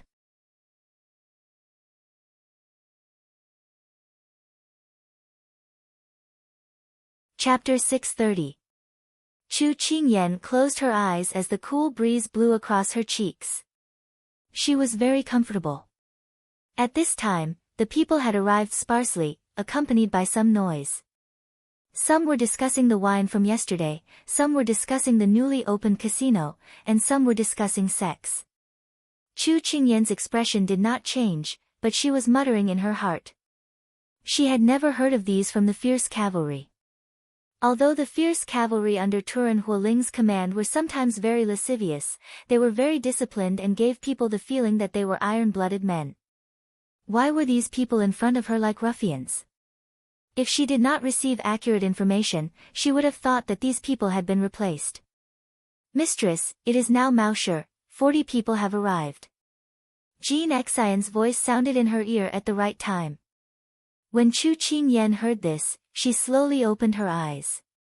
The people who had been fooling around at the side would occasionally pay attention to this young boy who had suddenly appeared. Although they did not know this person's background, they had heard that Mistress relied heavily on this person. However, people had a kind of bad habit. They always wanted to declare their sovereignty over people of unknown origins and did not want to be controlled. Chu Qingyan was somewhat glad that when she had arrived at the bank, she had worn a veil hat on her head. Therefore, even if she revealed her true appearance now, no one would be able to recognize her and it would be convenient for her to do things in the future. Who else is missing? Chu Qingyan did not pay attention to the noisy people in front of her and spoke in a calm voice. Su Qi, Su Jiu, Su 10, Su 13, Su 16, and Jean De. Jean Xian pointed at the name list one by one. When he finished, Jean Ling's voice came from the door. No need to call, this subordinate is here. The confused and sleepy voice was Jean Ling. Chu Qingyan looked calmly at Jean Ling, who was walking slowly towards her. She smiled sincerely and said, Jean Ling University has been busy with business recently, and I'm too tired. I'm really sorry to have to call you here so early in the morning. Jean Ling was still a little sleepy, but when he heard the young Wang Fei's polite and guilty voice and respectfully called him Jinda, his sleepiness was scared out of his wits.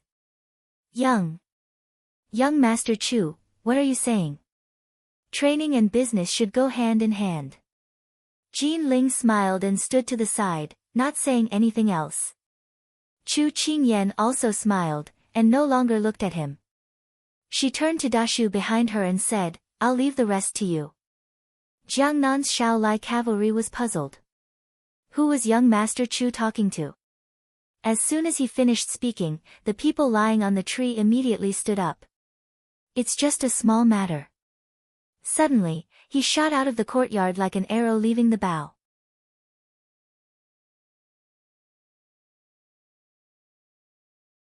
One person shouted directly. Okay, long story short. A country has its laws, and a family has its rules. Without rules, there can be no rules. Since you did not obey orders, you should be punished. Chu Qingyan glanced at everyone, and a light appeared in her eyes. What punishment? Young master, just say it. Another person said carelessly.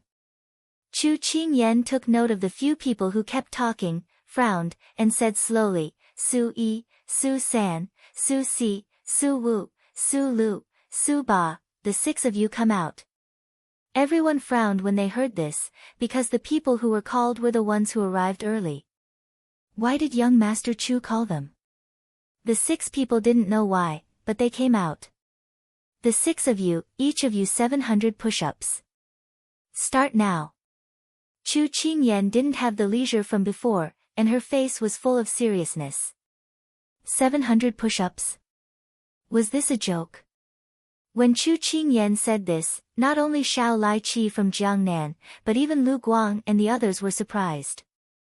However, she didn't seem to feel that it was inappropriate at all, and her eyes were fixed on the 6 people in front of her. Why? We're not late. One of the 6 people protested. What's your name? Chu Qingyan walked in front of him, raised her head and asked. Su Yi. As if touched by her cold eyes, Su Yi took a step back, and finally gritted his teeth and resisted the other party's gaze. Very good, Su Yi, add 100 push-ups. After Chu Qingyan finished speaking, her eyes fell on the people in the courtyard. The spring's eyes were warm, but the people felt that the cold winter hadn't left yet. Now my words are orders, and you can only obey orders. I will give you the answer you want later.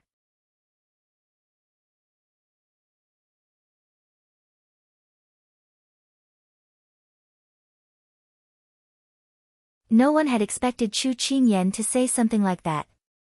They were all stunned for a moment before their gazes slowly shifted to their friends who were still doing push-ups bitterly. Even Hualing, Lu Guang, and the others looked at the young princess in disbelief. When your teammates don't receive support or assistance, or wait for a lazy and not serious attitude, then in the end, not completing the mission is secondary. Whose life are you sacrificing? In the crowd, there were already people who quietly clenched their fists. That's right. The lives you are dragging down and sacrificing are the brothers in front of you who are gritting their teeth and persisting in doing push-ups. Because they are on time, they did not avoid their responsibilities.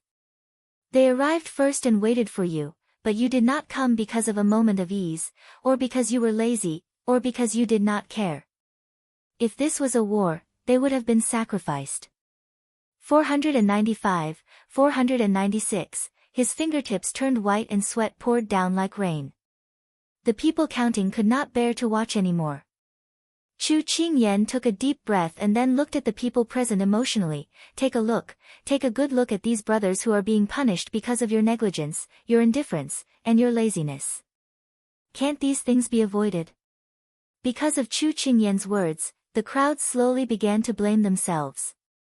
Do you know why there are 8 people, but I punished 6? Chu Qingyan turned around and looked at the crowd.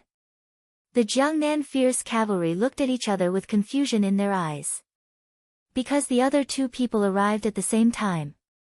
In my eyes, being on time is the same as being late. So these 2 people can only stand and watch their companions being punished.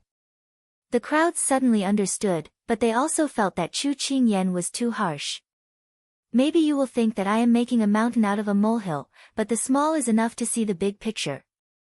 If you can't even be punctual, how can you talk about the big picture? If you don't sweep the house, how can you sweep the world? No, telling you all this now, it seems that I am overestimating you all. Chu Qingyan chuckled, and when she said that, many people immediately looked at her with red eyes. She shrugged her shoulders and said nonchalantly, even if you all want to tear me apart, I will still say that, because that is the truth. At this point, Chu Qingyan did not give them a chance to speak. The smile on her face disappeared, and she looked at the people in the courtyard with a serious expression. The fierce valiant cavalry used to be an unsurpassable existence in the eyes of many. All this while, they had high standards, and high standards to flaunt themselves. However, what do I see in you?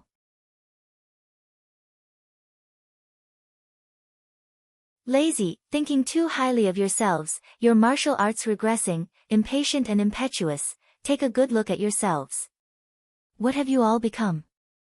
Who dares to pat their chest and say that they are part of the fierce cavalry? Chu Qingyan asked coldly. Every time Chu Qingyan said something, the people in front of her would lower their heads. It was not because they were right, but because they were lacking in confidence. The 3 words fierce cavalry suddenly became heavy. 500, 501, woo, there were already people who could not hold on and fell down, and the people at the side prepared to support them. You are not allowed to touch them. Continue. When Chu Qingyan said that, the people who wanted to extend their hands could only retract their hands. At this time, a few of the fierce cavalry could not stand anymore, and also bent down to do it. Emotions were contagious. Very quickly, the entire courtyard was filled with people bending down to do push-ups. Chu Qingyan looked around the courtyard, and curled her lips, substitutes are not counted. Although they said it, but they still insisted on doing it. I believe that as a member of the fierce cavalry, you will not give up so easily, even if it is an impossible task. Chu Qingyan looked at the people who were already lying on the ground, and said indifferently. When the sun rose from the horizon bit by bit, it lit up the entire place. Chu Qingyan stood in front of everyone with her hands behind her back. Looking at the people who were either exhausted or unwilling to submit, she smiled, Hello, I am Chu Qingyan. From today onwards, I will be the coach in charge of your training. Please take care of me.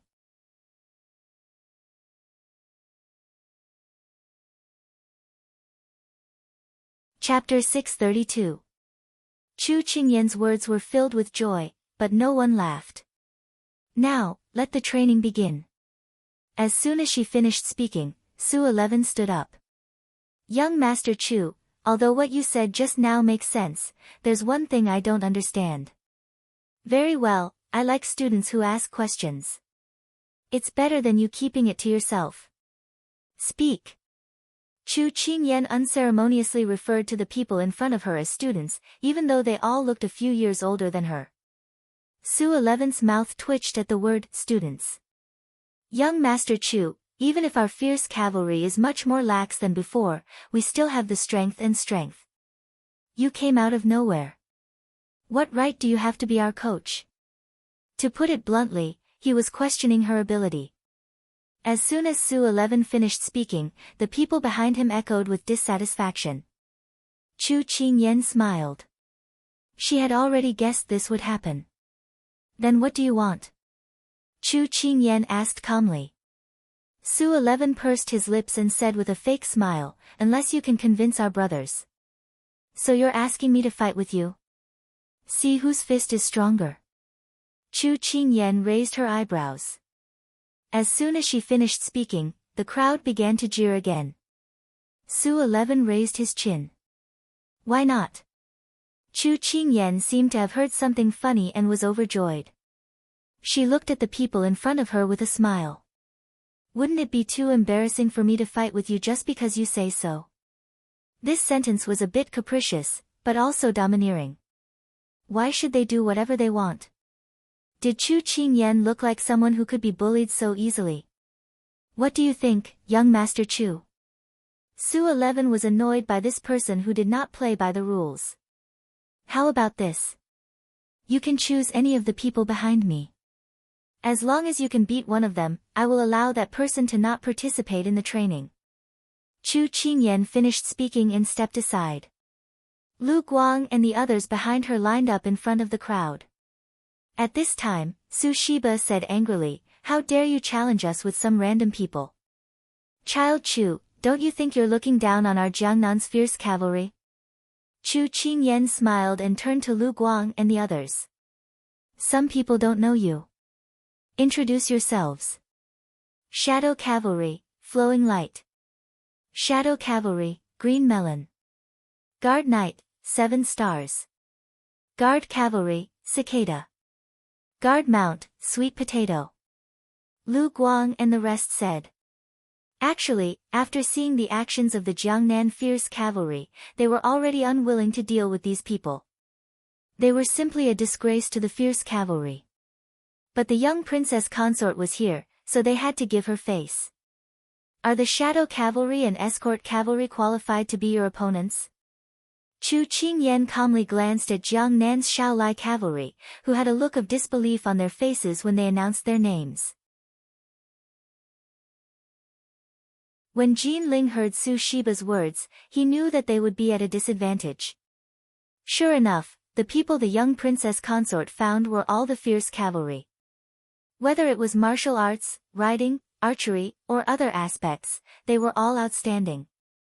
Their Jiangnan Fierce Cavalry would definitely not be able to win. Hualing was watching the show from the top of the wall. It turned out that when the young Princess Consort asked him and Turin to borrow people, she had already guessed the current situation. He had to admit that the young Princess Consort's psychological tactics were very clever. First, she used Flowing Light and the others to make the Jiangnan Fierce Cavalry doubt themselves. Then, she used the tear-inducing push-ups to break down the line of defense in their hearts. Finally, she used a duel to make them completely ashamed. Hualing touched his neck. The young Princess Consort was getting more cunning as she grew up. The Jiangnan Fierce Cavalry didn't expect that the person in front of them would invite Hualing's Escort Cavalry and Turin's Shadow Cavalry. Su Shiba didn't know how to answer, but Su Shiba was the first to react. Young Master Chu, did you make a mistake? We were just discussing whether you are qualified to be our coach. Even if you invited the Escort Cavalry and Shadow Cavalry, it won't solve this problem. Chu Qingyan nodded. Su Shiba's mind is very clear. You didn't get fooled by me. I'll give you a thumbs up. Since you are so serious, I'll arrange another person, Jin Xian. Jin Xian, who was called out, stood up. Young Master's escort, Jin Xian. Jin Xian is my personal guard. He represents me. You can choose 3 people. As long as one of you can defeat him, the training can be cancelled. What I said just now also counts. As long as any one of you can defeat one of the 5 people, you are allowed to not participate in the training. What do you think? Isn't this bet very tempting? Then let's go all out. Don't overdo it. The rule is to not kill anyone. Chu Qingyan's tone was very leisurely. It was as if they were not talking about a competition, but a bargain. Young Master Chu, do you mean what you say? Su Shiba glanced at Jin Xian and gloated. A gentleman's word is as good as a whip. Anyway, you have to be convinced. I'll leave it here. I promise on my character that I will respect the result of the competition. Okay, no more nonsense. Let's start. Chu Qingyan waved her hand impatiently. Then, she directly pushed away from the center of the field and gave the territory to them. Jiangnan's fierce cavalry had already seen Jin Xian's existence. He was only 15 or 16 years old. To them, he was still too young. How much could such a person beat them? At this time, Chu Yan actually pushed him out to be their opponent. They did not know whether he was too arrogant or looked down on them too much. However, this was also good. They could make Chu Yan suffer. Otherwise, he would think that the Jiangnan's fierce cavalry was easy to bully. Although that was what they thought, the three people they had chosen were the best in terms of martial arts and internal energy. Because Lu Guang and the others were quite famous in the fierce cavalry, no one dared to directly challenge them. Instead, they first focused on the battle between them and Jin Xian.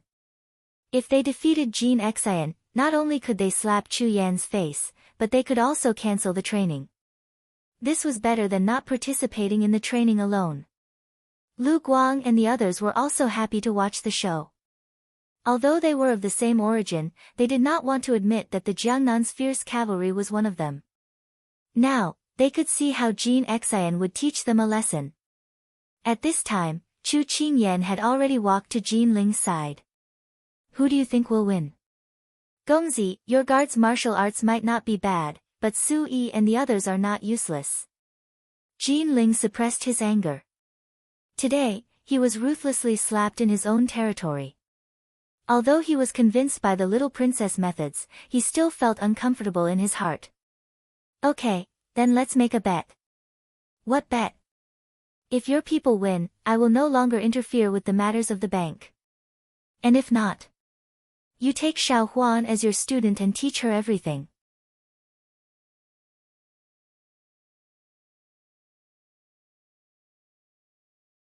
Chapter 633.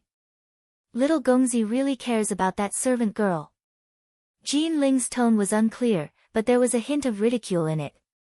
Chu Qingyan smiled faintly. She knew that Jin Ling despised Xiao Huan's lowly status. Do you think that someone who has read books such as The Bead Algorithm, The Classic of Tea, and The Essential Techniques of the People, would be a simple girl? Jin Ling frowned. Chu Qingyan continued, there is a lot of gold in this world, but I like to see a grain of sand slowly being ground into a pearl.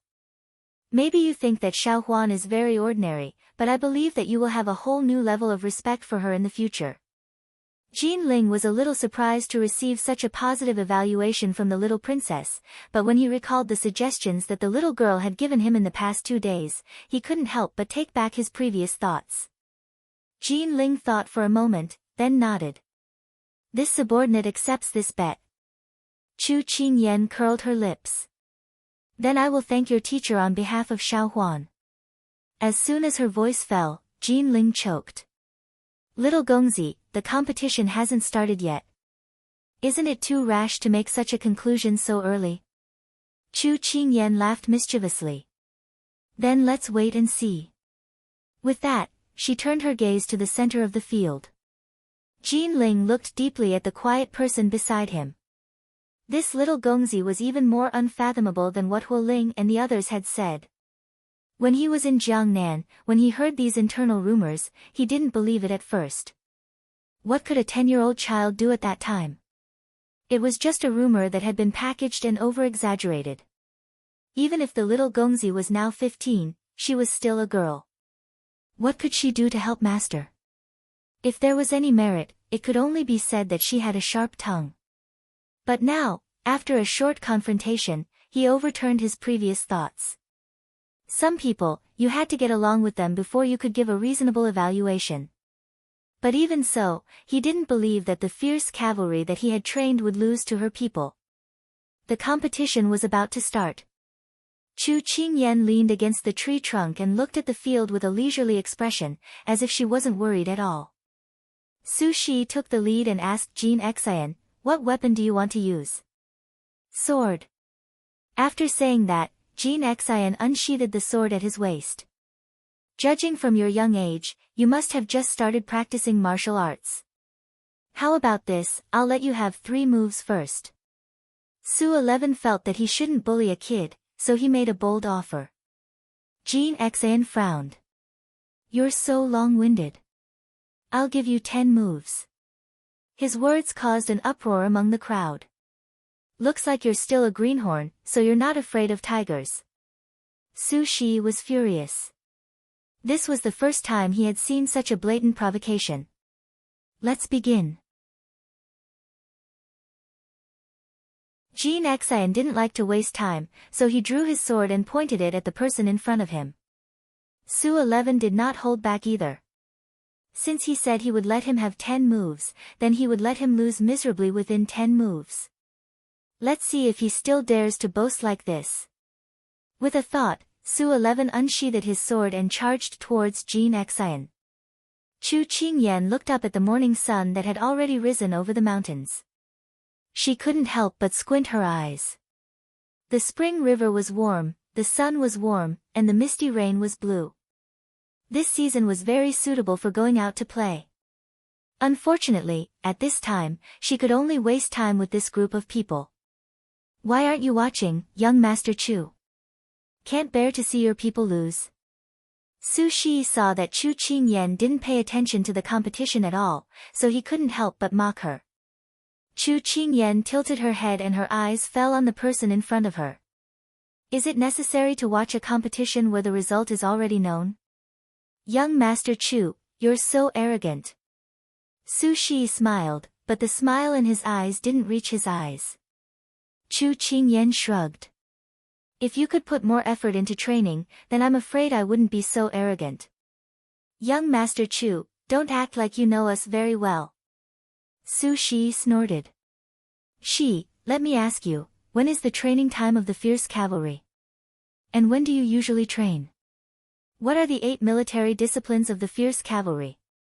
Do you still remember? Chu Qingyan changed her usual attitude and asked in a very serious tone. Su Shi was speechless. They all knew these questions, but in the face of her interrogation, they couldn't answer. Training at 5 o'clock is the most basic requirement, but I'm afraid you don't even have the usual training. Chu Qingyan recalled that when Ma Yan said this, there was a moment of hesitation. At that time, she knew that the fierce cavalry of Jiangnan had probably lost themselves in this comfortable and extravagant environment. Just as Chu Qingyan finished speaking, there was a muffled groan in the middle of the field, and the sound of something heavy falling to the ground.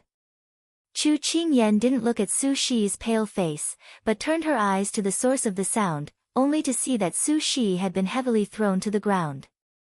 She just chatted for a short while, and the first round was over. Su Shi's hands were on the ground, and he couldn't believe that he lost to this kid. In the 10 moves just now, he didn't even touch his clothes.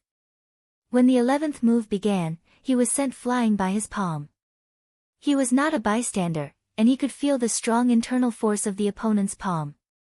It was unstoppable. When Su Shi fell to the ground, the crowd was speechless. It was an instant kill. And it was from a 15 or 16-year-old boy in front of them. It was difficult to describe their feelings at this time. Jin Ling stood at the side, his eyes filled with disbelief. He subconsciously looked at Chu Qingyan, who was not far away, and saw that she had expected this. He couldn't help but clench his fists. Was he going to lose?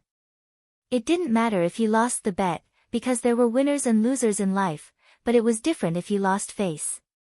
He didn't expect that his subordinates would be so weak in front of her. This could be said to be a great shame. Jin Xian didn't look at Su Shi, but looked at the other two.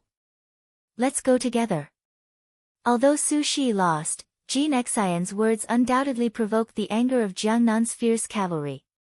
Chu Qingyan couldn't help but want to applaud Jin Xian. His way of saying things was really good. It seemed that she had chosen the right person. Jin Xian's temperament was like this.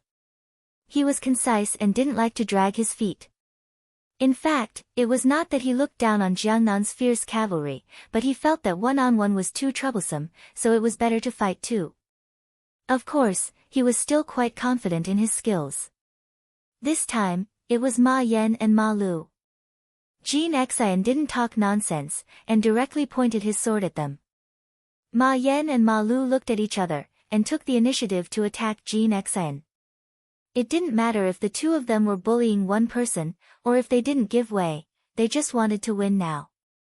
Only then could they win a round. However, the result was beyond Jin Ling's and the others' expectations. Chu Qingyan walked to Jin Ling's side, raised her hand, and patted him on the shoulder. She sighed and said, "If you agree to bet, you must accept defeat."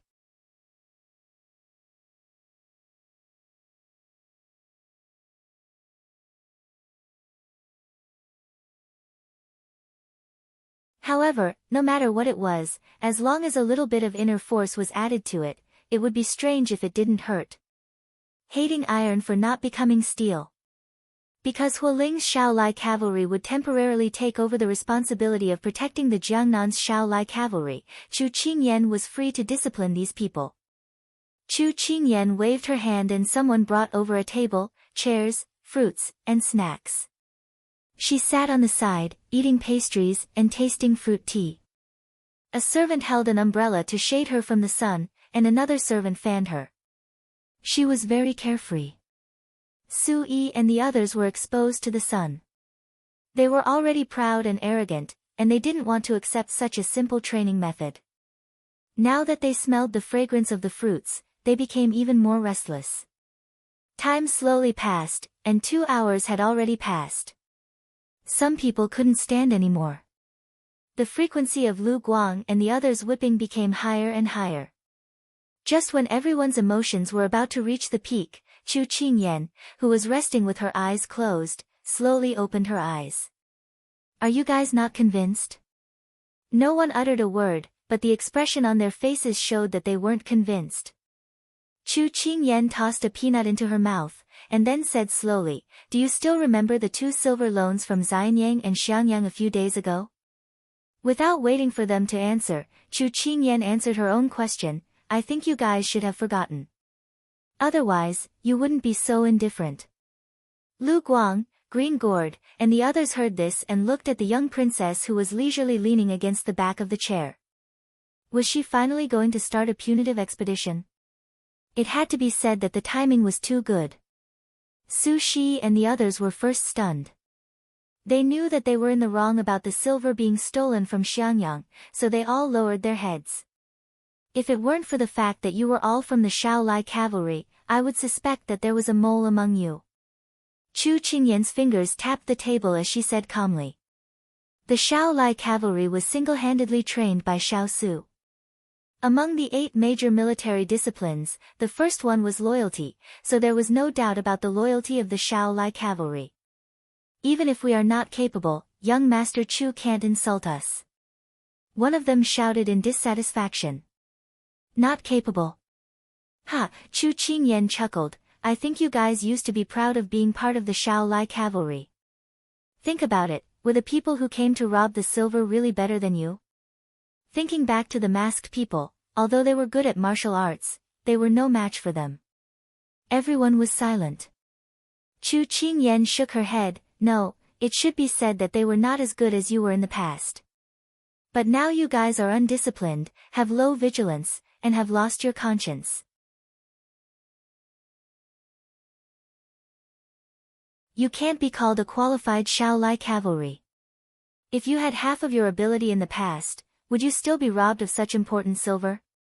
Would you feel ashamed to be outdone by bandits?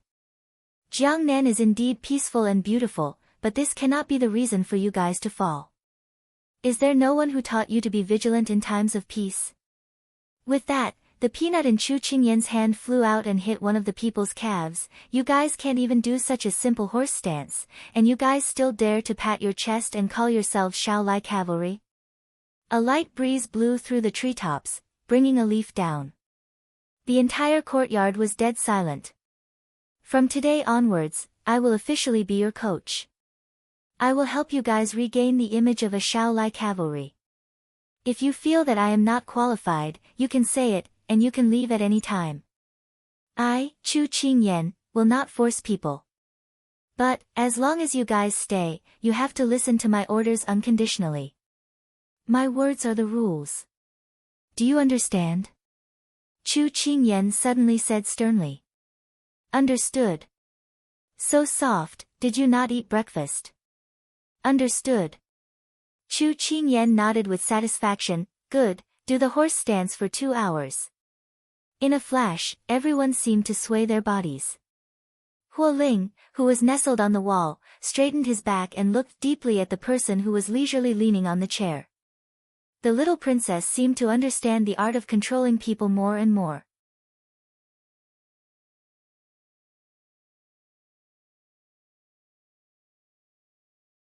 Chapter 635. The morning training ended at noon. Everyone's stomachs were already rumbling with hunger.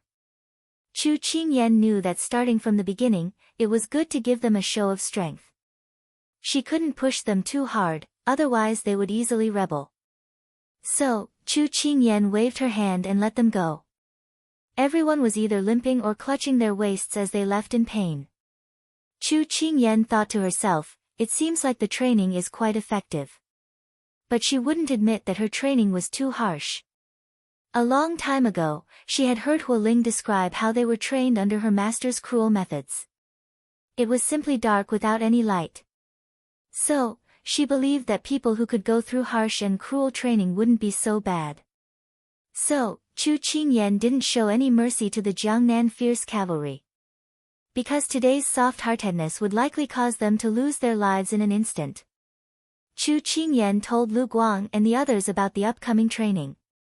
They happily agreed, just like when they trained her. They had been tortured by their master before. Now that they finally had a chance to torture others, why wouldn't they do it? Looking at the happy green gourd and the others, Chu Qingyan felt that she needed to mourn for the coming days of the Jiangnan fierce cavalry. After giving instructions, Chu Qingyan saw Jin Ling swinging his arm from the corner of her eye and walked towards him.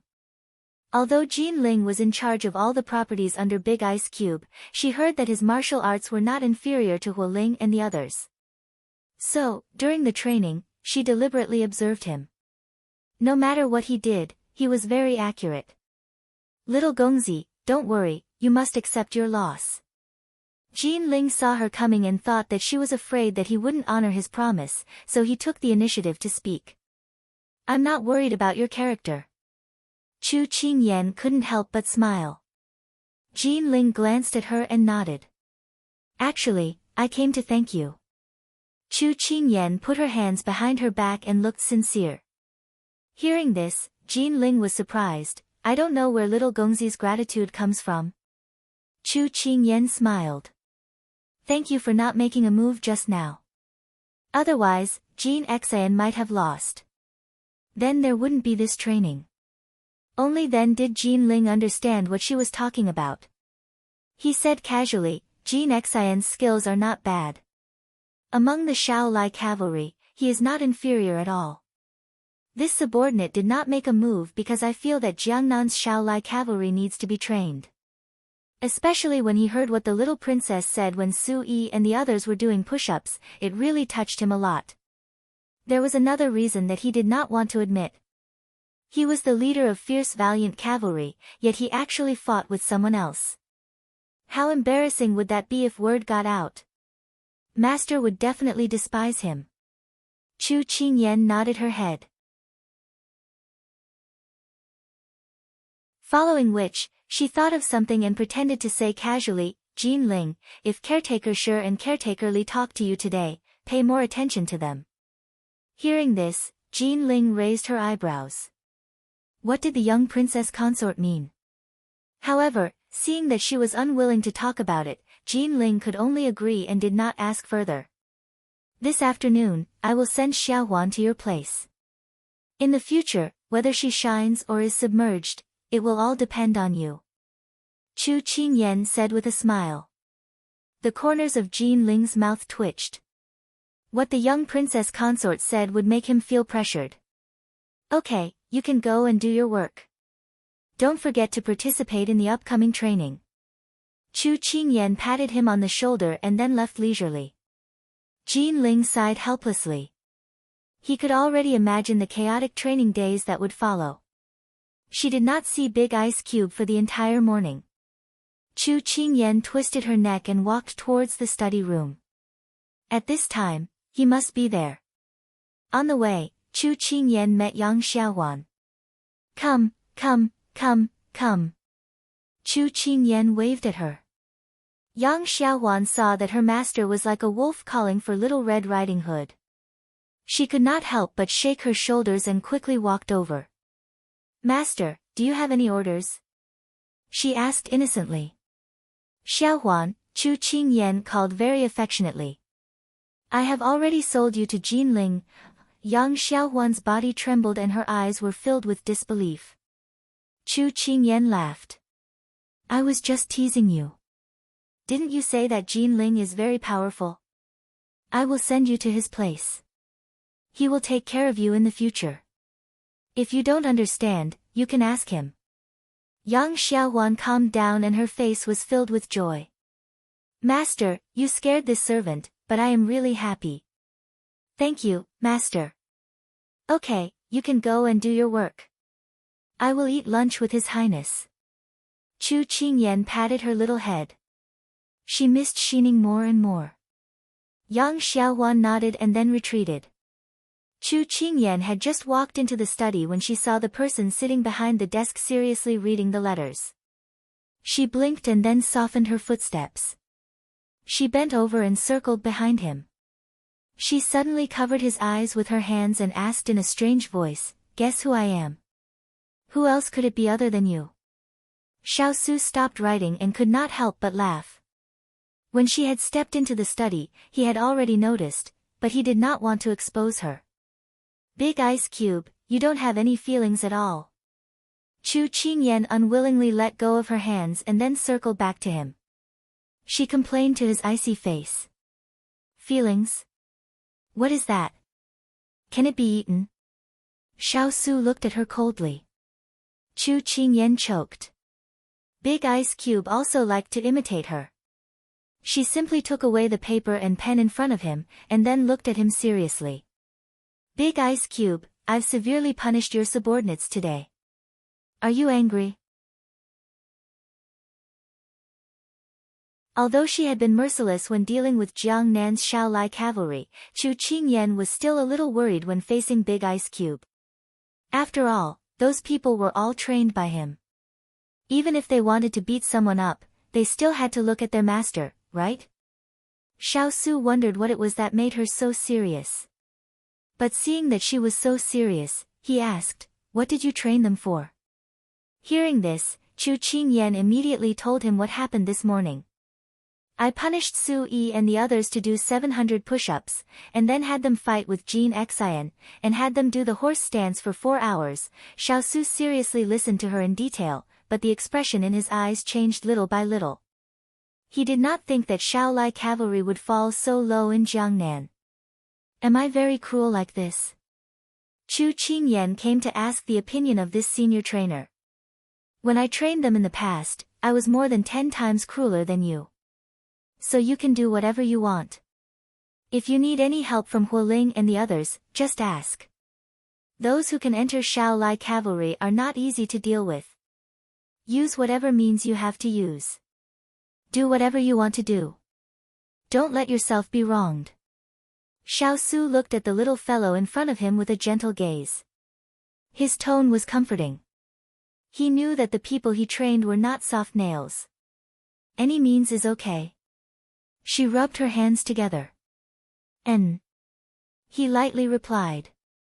So Big Ice Cube, are you helping your loved ones and not helping reason? Chu Qingyan blinked and asked mischievously. Xiaosu seriously thought about it and then said. I'll help you. Then when his voice fell, Xiaosu saw a certain person's stunned expression and could not help but smile. You're tuning into the Blissful Bookshelf YouTube channel. We're so grateful for your support and don't forget to subscribe to join us on this incredible journey through captivating stories. Your generosity through donations truly makes a world of difference, as it's the primary source of revenue that allows me to expand and enhance this channel for you. Thank you from the bottom of my heart for being a part of this adventure.